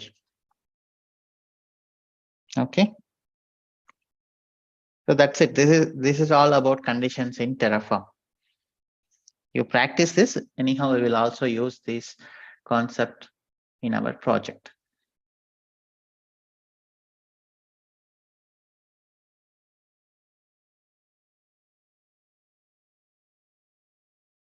Okay, so this is about conditions. And before going to loops, let us discuss functions.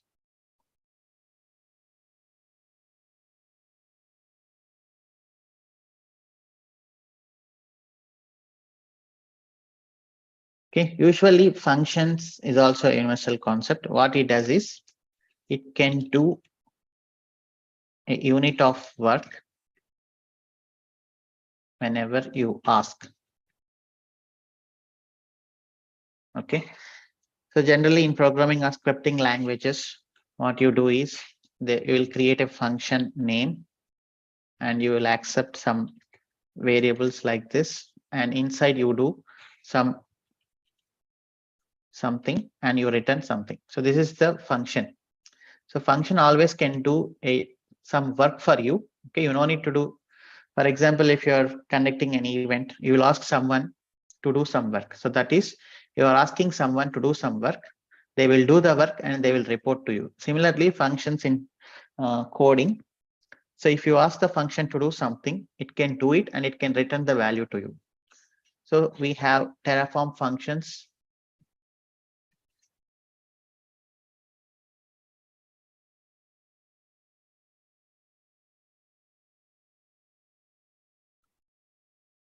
You can see, for example, if you ask Terraform to give me the maximum number of these three, then you use function name maximum and pass the arguments.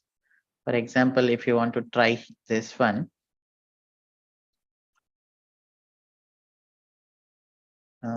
this git bash, I don't think it will work for this.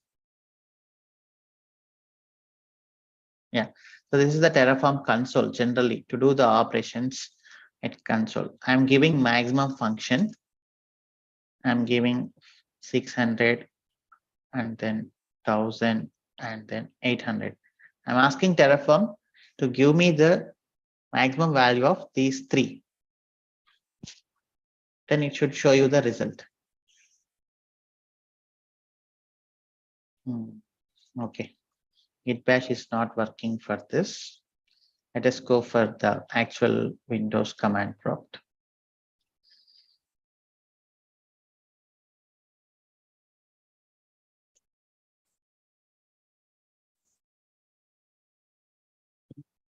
So, Windows. Yeah. Terraform console. Maximum of 500, 200.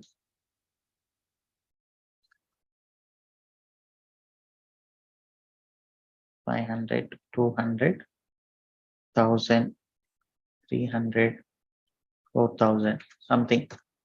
Okay, now it is getting you the result. So here max is the function. You can use Terraform functions to do some work for you and it will give you the result. Similarly, you can do minimum of 100, 20, 400, something 40,000. Then you are getting the result. So there are different types of functions. For example, numeric functions, you can have minimum, maximum, logarithmic value, and something absolute value. And you have string functions. Okay, string. Let us see this join function. So if you want all these, just read this. This is a very simple. Okay, if you want foo, bar, bash, all these strings to be mixed with the hyphen, then join function. Okay, for example, I'm giving join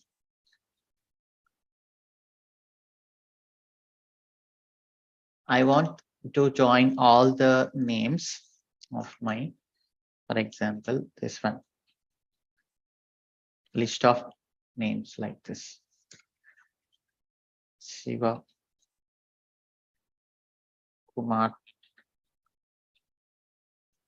and Reddy. Okay, I'm providing a list of names and I want it to join with hyphen. Okay, you got this. If you want to join with space, for example, you give first name, middle name, last name, right? So ultimately you want the with space, then list of your first name,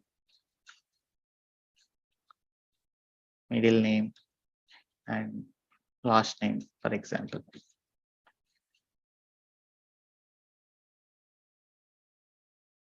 Okay, you'll get the result. So this is the string function, one of the example of string function. You can use many other functions, for example, split.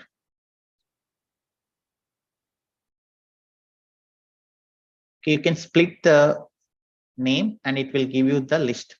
For example, this is the opposite of join. I want to split a name, separator, and the string you want.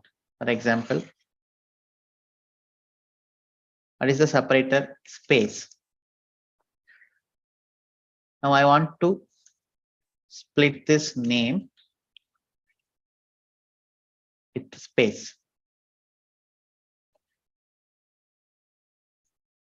Okay, now you can see the split function split this name with space and then it is giving you separate names as list.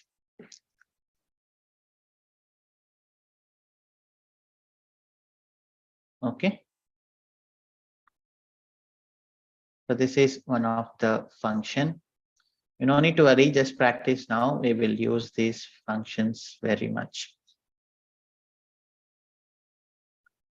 And let us use this file function to create a EC2 instance. Okay.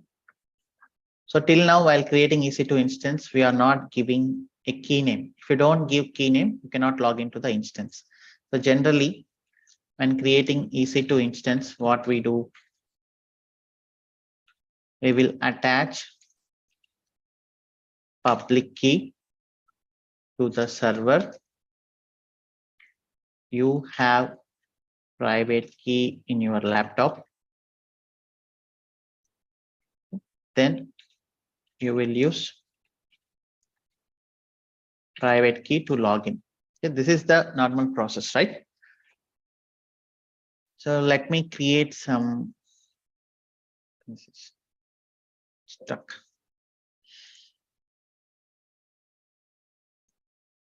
Okay, let me create SSH key.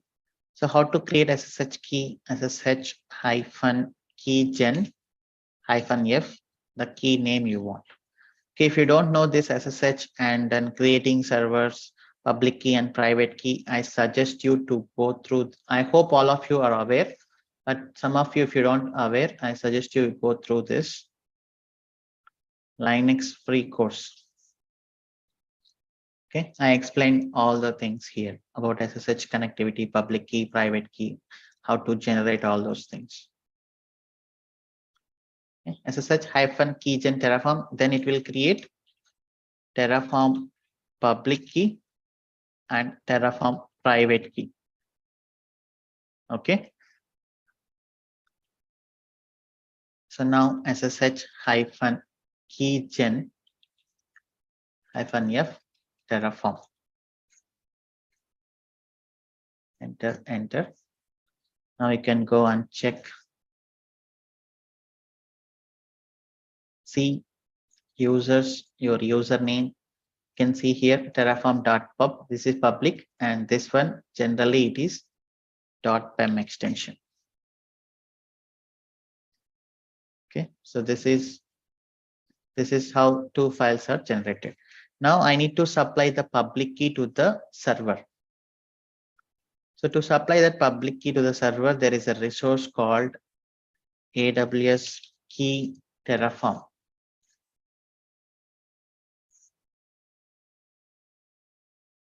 Okay, so this is how you should create a key pair first.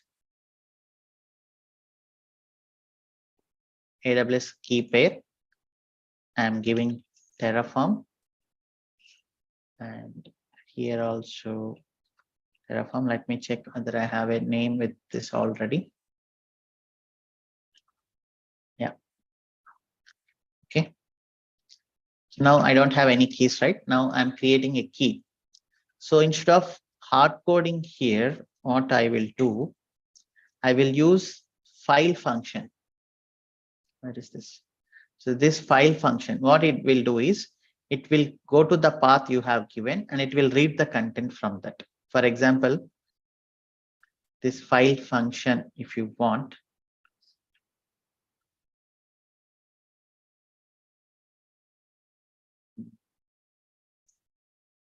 okay, so anyhow, let us do this directly. File, where is the key? It is in C folder, users / user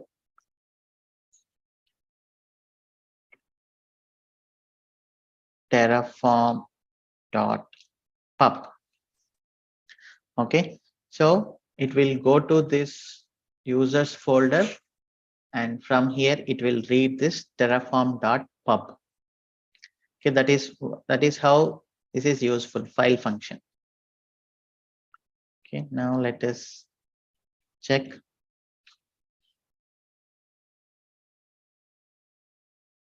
Terraform plan.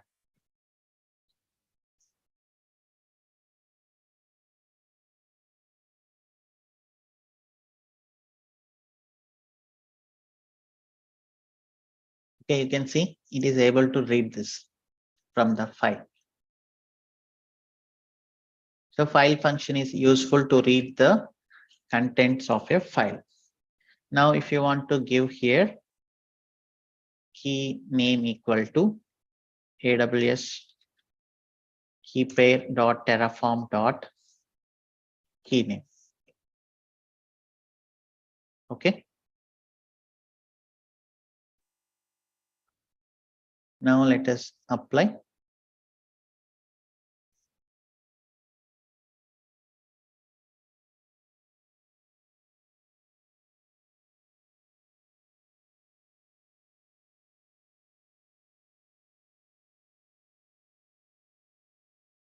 You can go and check this. Key should be created here. Okay, key Terraform is created and it will attach to the instance. So this is the instance getting created. You can check. Terraform key is attached. So you can log in now. So this is how file function is useful. And we have one more function that is merge. We use it frequently. The merge function is from strings, I think.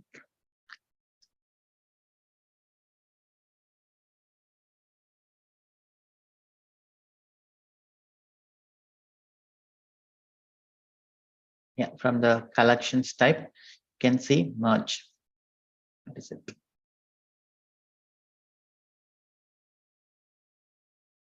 Yeah, merge. And we use lookup as well. So merge takes a map or any objects and it will merge the elements. For example, let us take our case. We have variables dot tags. Okay, so this is the tag. I am applying to all the resources. I apply to the security group also. But what if I want a separate name?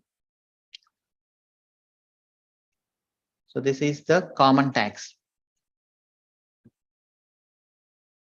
By default, this will apply to all the resources, for example.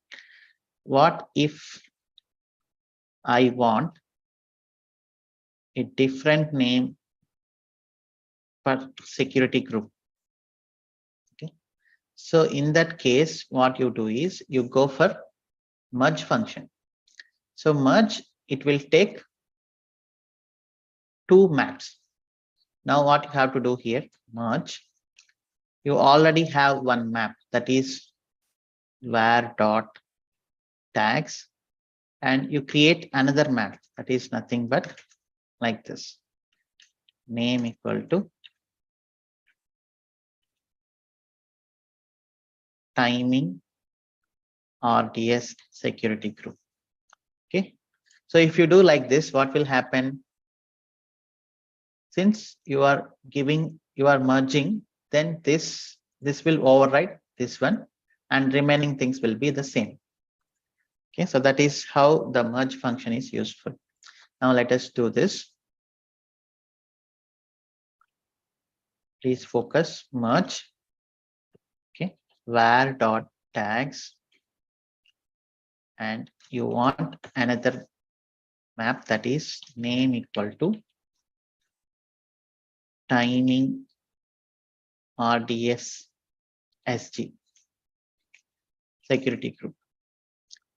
Okay, now these two values should be the same, but this name should be merged with this.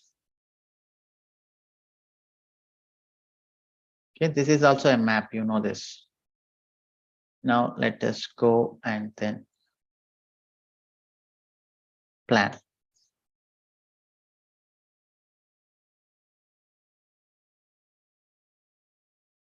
Okay, you can see this timing is going to be replaced with the timing RDS SG. Now you apply.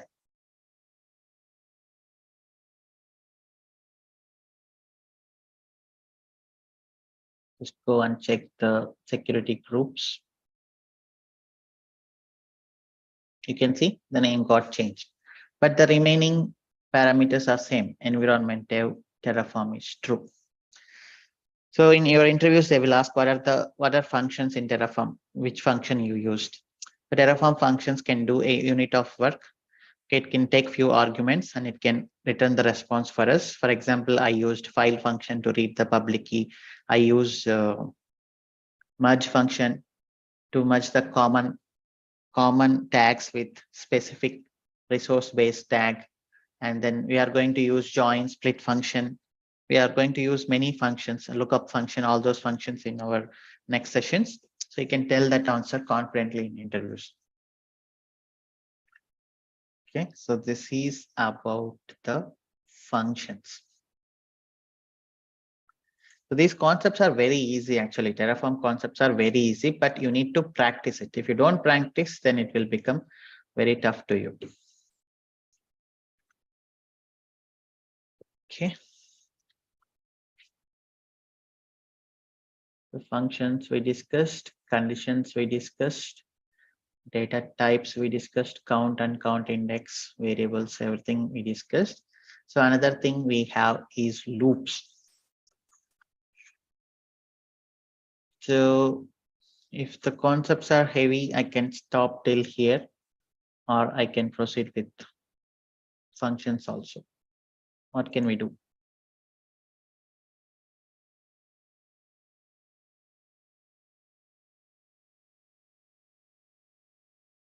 Okay, let's proceed then.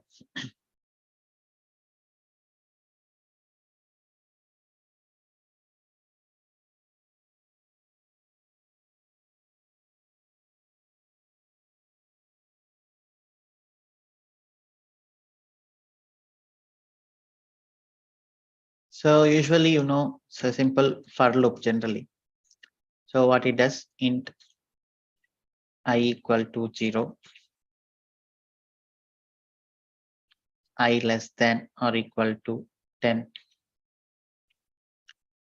I plus plus, print value. For example, like this. So what will happen is initially I value is 0. Then it will check 0 is less than or equal to 10. If it is equal, then it will come into this. It will print. Then I will become 1. 1 less than or equal to 10. So it will loop for 10 times and it will print 10. When it becomes 11, 11 is less than, not 11 less than or equal to, it's wrong, then the loop will exit. So this is the general thing, right? Loop will be very helpful to create multiple things, okay, to go over a loop and then it can do something. So in Terraform also we have loops.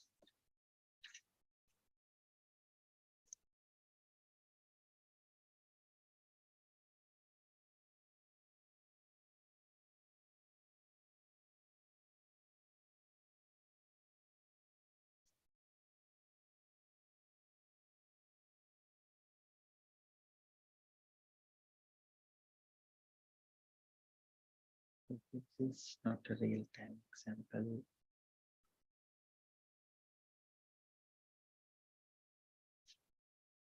Yeah, so we have something called count-based loop. So this is very easy. So already we have seen this count-based loop. Just check here. So this is a loop, right? It will run 3 times. So this is a loop that can run 3 times. Okay, first time it is giving you 0, second time it is giving 1, third time it is giving 2. So it is going to iterate for 3 times. Loop is nothing but iteration. So count is one type of loop. You already know that. Another type is for each. Okay, so let us take the example of for each. Okay, generally, you know this. Let's just now we discussed, right? For each syntax, I'm just checking for that.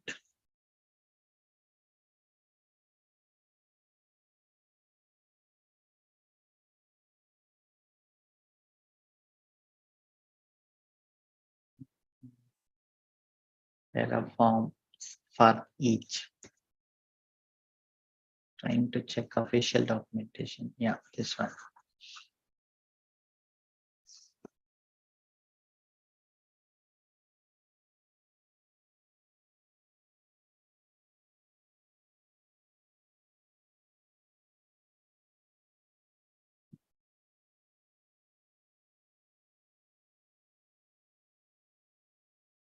Okay, so let us create one for each group. Let us create one task.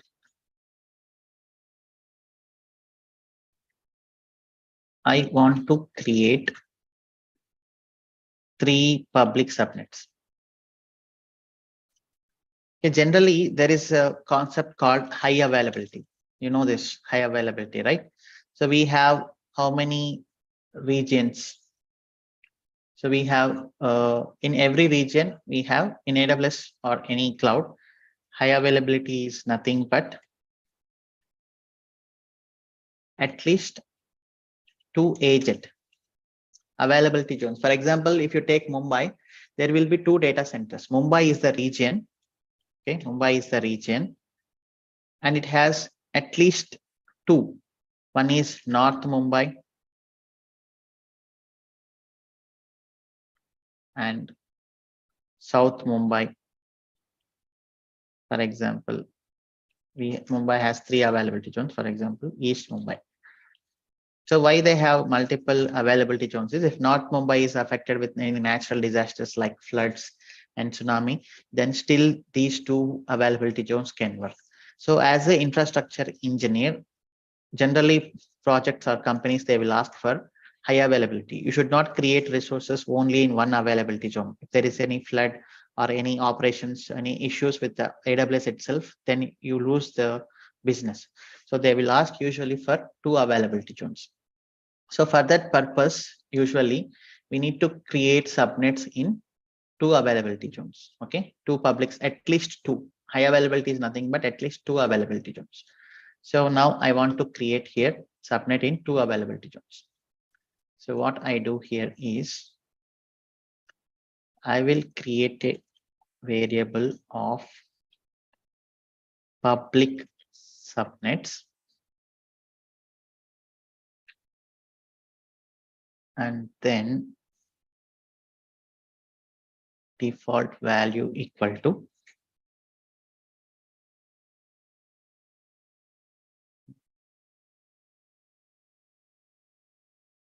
I'm giving like this multiple things.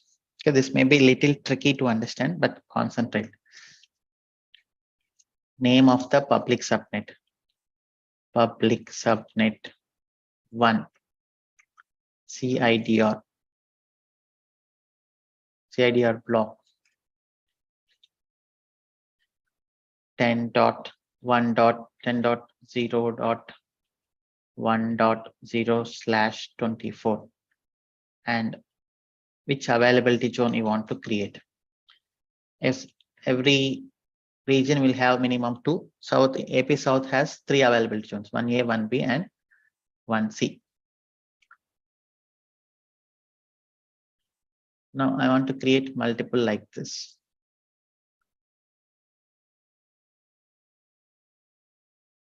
What is this error?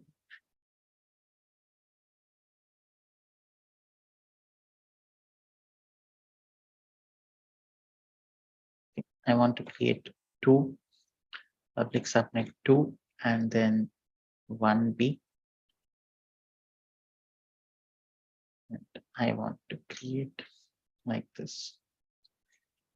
This is a list. Okay.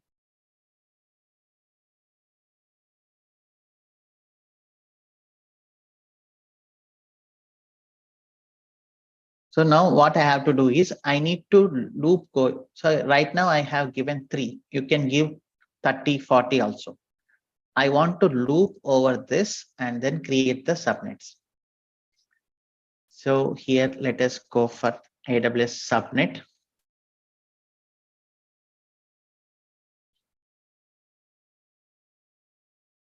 Public. And usually it will ask CIDR block and VPC, right? VPC ID equal to AWS VPC.main.id. Now CIDR block. Now here you need to apply for each. For each is nothing but, let us take the syntax, I don't remember. For each equal to var dot for underscore each equal to var dot public subnets. Okay. So this one, public subnets, and CIDR block, each dot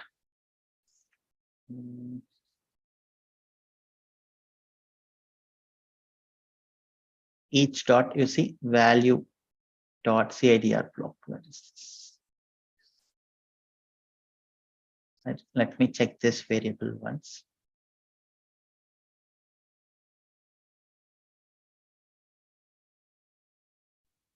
Okay, so each dot value dot CIDR block. Okay, so now what will happen is, first time it will get this one. So inside I want this CIDR block, and availability zone is also you need to provide each dot value dot availability zone. Okay, so this is the one, right? And then you need to provide name, tags equal to name equal to each dot value dot name.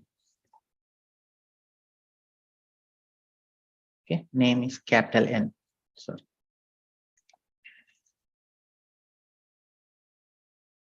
So now let us go for plan. Terraform plan.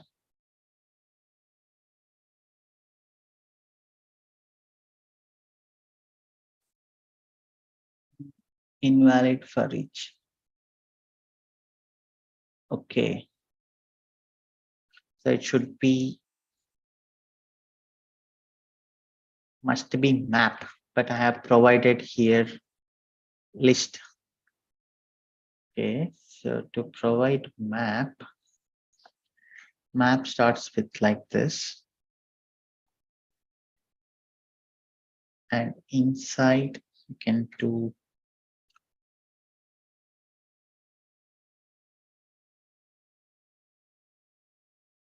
let us try this.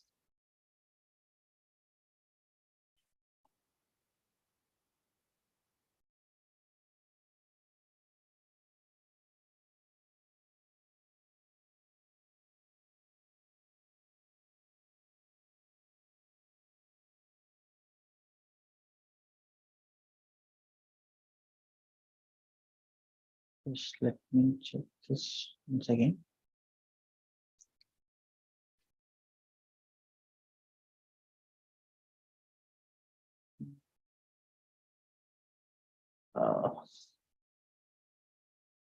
There is no proper example here.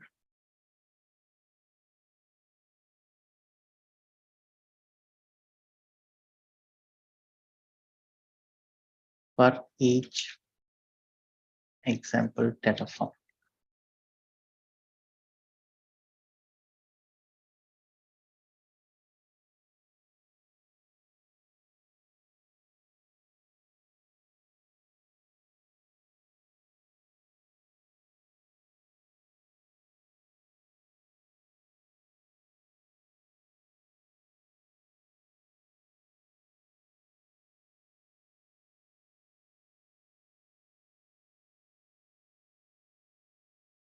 Second, let me check what I implemented in my project.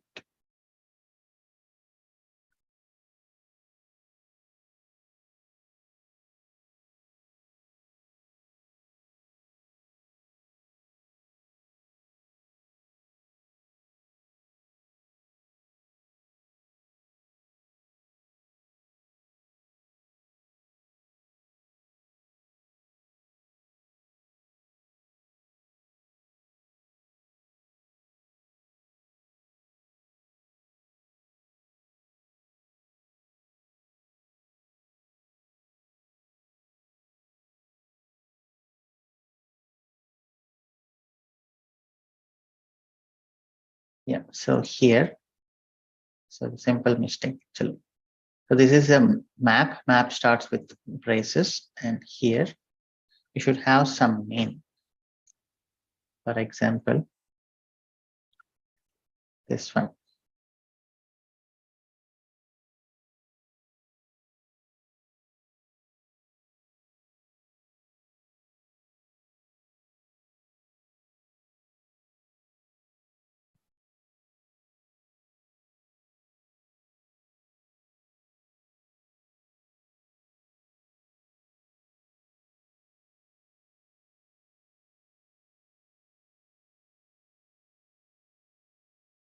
Default to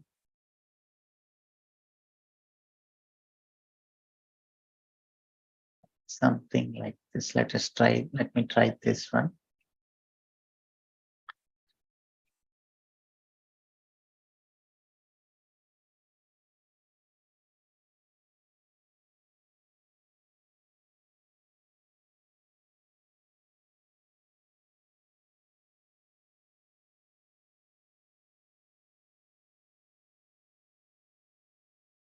Okay, so this is a map, default map, and inside we have multiple maps. I need to iterate over through this. Okay, let me check whether this will work or not. If this will not work, let us ask ChatGPT.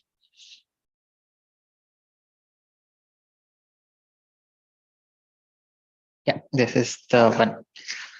So for each, similarly, you can have, for example, 10 or 20. Count is a simple thing. For simple count and count index based type of resources, you can use this. But here you don't have more flexibility. You don't have any multiple parameters. So for that purpose, you need, this is also one type for simple examples. For complex type of things, you can go for each. So here, if you check this, then it has AP South 1.10.1.0 and public subnet 1. Similarly, public subnet 2, public subnet 3. So when this case is useful, you ask user to create any number of subnets he wants. For example, let me create 10 or 20. The user, it is user responsibility to provide this variable. Then your code can create any number of subnets. So that is how this is useful.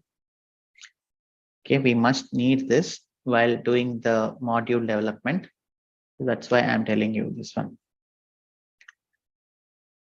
So now it is going through the loop and a simple 6-7 lines of code creating multiple subnets.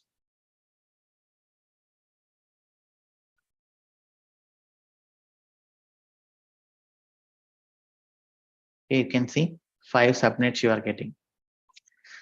So this is how you can practice the loop. So there are 2 types of loops in Terraform. One is count based loop.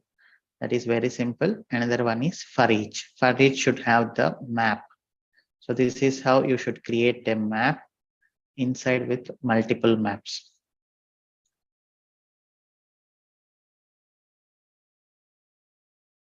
Okay, so we can stop here. And then let me take few questions. Yeah, Radha, you have some question? No, my doubt was clarified. Oh, nice. Thank you. First round, do you have some question? Yes, sir. In real application, what type of EC2 instances we are creating? Based on your requirement. If you want a simple thing, you can go for micro. If you want a big instance, you can go for large. Real environment, sir, I'm asking. I'm also telling real environment, bro. What do you mean by separate real environment? Don't have this kind of mentality, because outside institutes they are doing like this. Real time, what real environment. So this is all real time only. If you go for production, then you go for obviously large instances. I'm not telling any dummy things here. Everything I'm doing is something useful. Okay, sir. Thank you so much. Come out of that mindset. Yeah, Reddy Mitana. Hello. Yeah, hi. Yeah, sir. ఇప్పుడు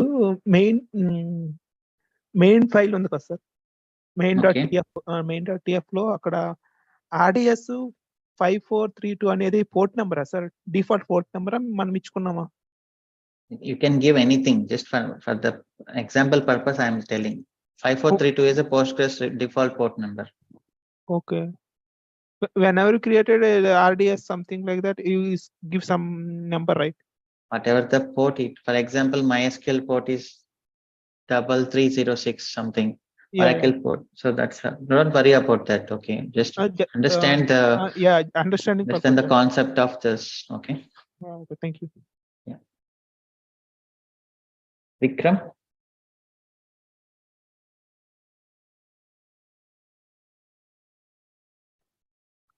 Hey, hi Shiva. Good evening. Yeah, good evening. Nothing, Shiva. I just want to appreciate your teaching. This is the first time I've joined, and I'm really experiencing very good knowledge. Thank you so much. Thank you, Shiva. Balaji. Hello. Yeah, hi. Hi, Shiva. Hi, bro. May I know what is the difference between the Ansible and the Terraform? Okay, anyhow. So Ansible is for configuration management. Terraform is for infrastructure provisioning. Terraform responsibility is to create the EC2 instance for you. For example, you want a Jenkins instance. Okay. So Terraform, what it can do is it can create the instance for you. That is its responsibility. But going inside the instance, installing the Jenkins, configuring it, all that things, configuration management. Configuring inside the server is configuration management. That can be done by Ansible. Ansible can connect to that server and it can install the required packages, can do the necessary configuration. Okay. So for example, if you want to deploy a Java application to a EC2 server, Terraform can create the EC2 server. Then Ansible can connect to that server. Inside it can do the Java installation, all those required packages. Okay, so there are a lot of resources available on this actually, Ansible versus Terraform. You can just go through that. But okay, whatever I said, that is the concept. Okay, thank you. Shivakumar Akella.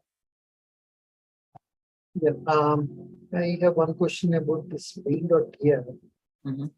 This time you created under Terraform, which is under variables, right? So is there any mandatory to create this main.tf file in one particular folder or anywhere we can create it? So actually all Terraform files should be in a single folder so that when you run Terraform, it can read all the files. If you keep it in another folder, then you have to run Terraform command there as well. There, yeah, okay. Okay. Yeah. And another question, Srinath.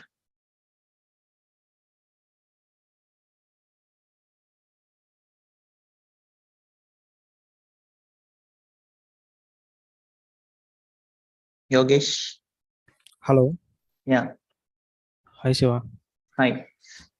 So in real time, you have created the EC2 tags, right?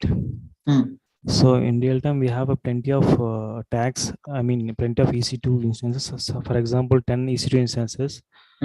So what precautions, what the code can be implemented? So at a time 1 or 2 or 3. Yeah. So in that case, generally there is a for each, right? Right. So inside this for each, so we will see this anyhow.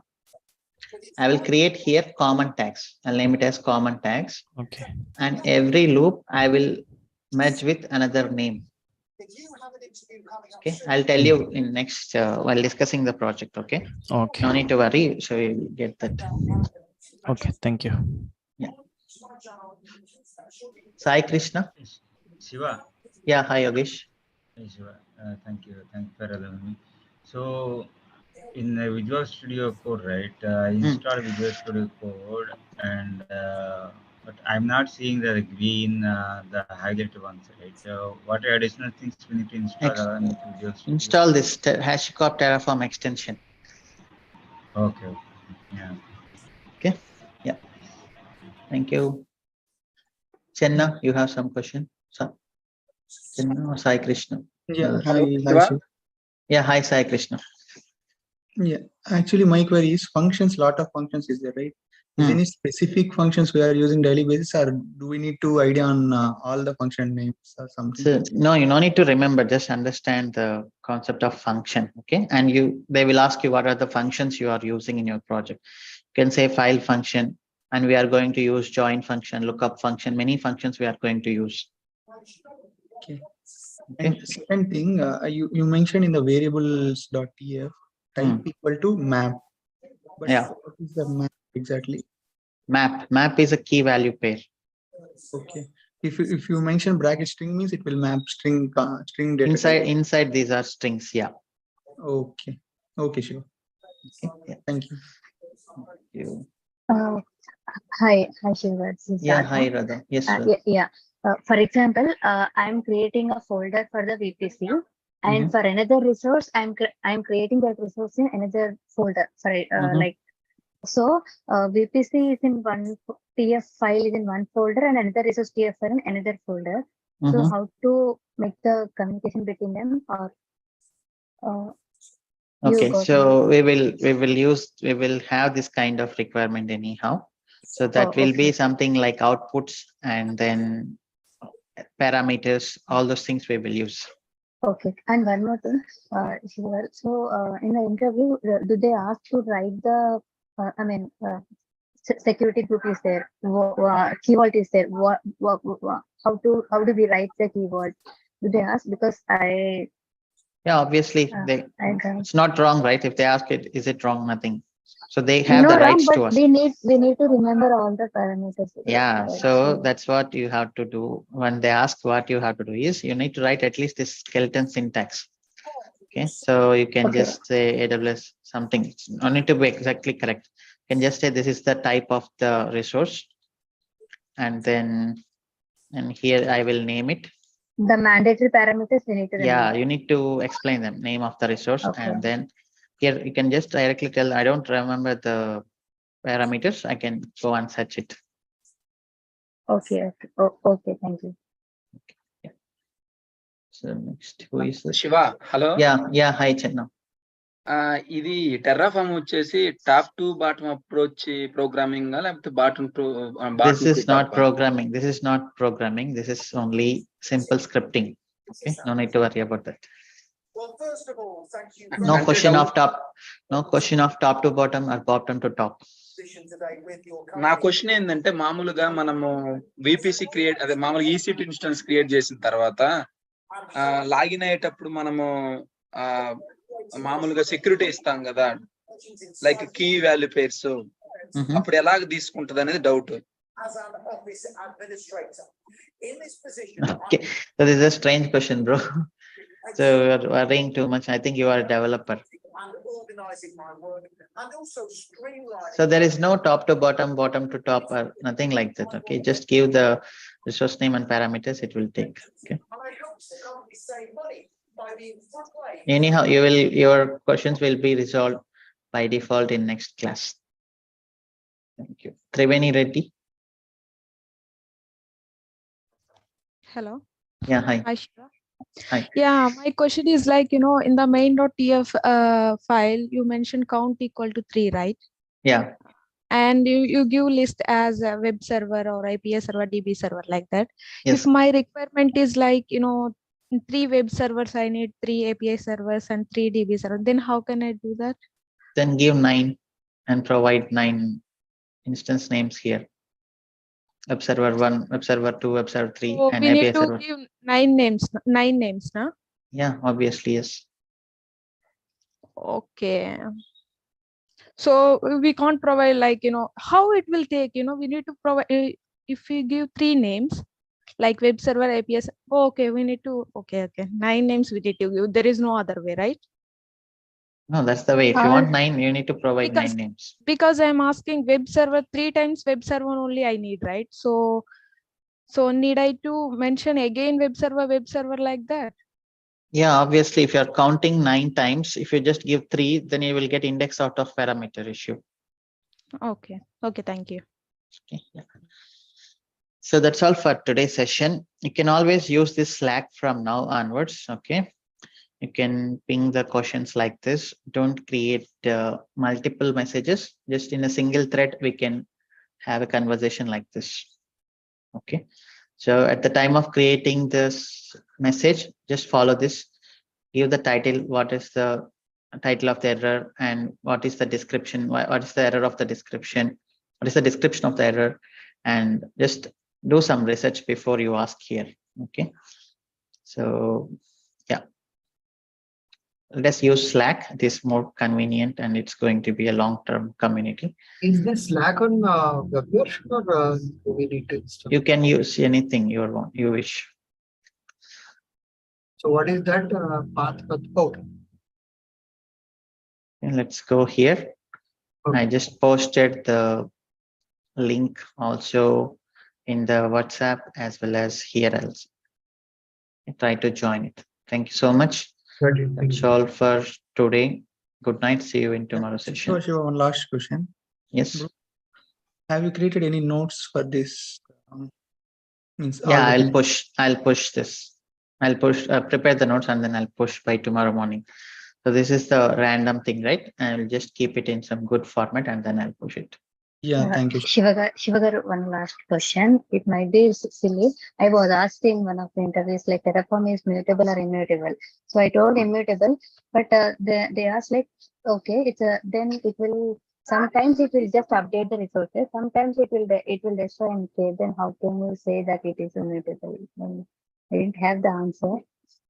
Okay, so those guys, they just really want to have some rubbish discussion. Okay, here, if you just give, for example, the instance type is T2 micro, right? If you give T2.large, what will happen here? Let us see. Screen is not. Oh, sorry. Okay, so I applied from, in this resource, I applied from T2.micro to T2.large. Now what it is doing is, let me go for this. Mutable is nothing but you can change. Immutable is once it is created, you cannot change. So it is obviously immutable. It is obviously immutable, right? Okay. When they ask the second person, like sometimes it will do update, sometimes it will do create. I didn't have the answer. Yeah, few is based. Yesterday we discussed based on few parameters. It can just update the resource, but few parameters it cannot update. It has to destroy. Okay. Okay. For example, see it destroyed and then it is initializing again. It is not visible. Okay. Okay. Only the GitHub page is visible now. Oh, it's not visible. Huh? No.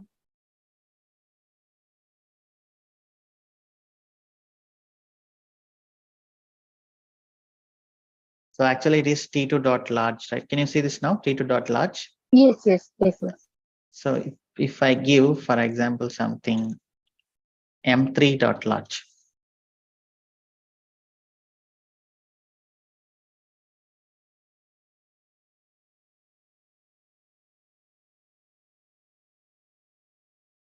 Now it will destroy and create. Now you see it is destroying. Stop it. Yes. Okay.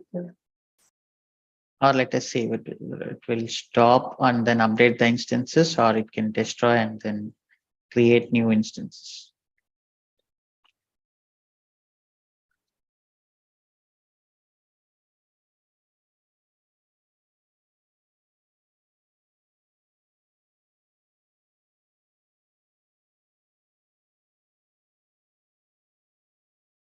Actually, it is not destroying, it is stopping and then changing.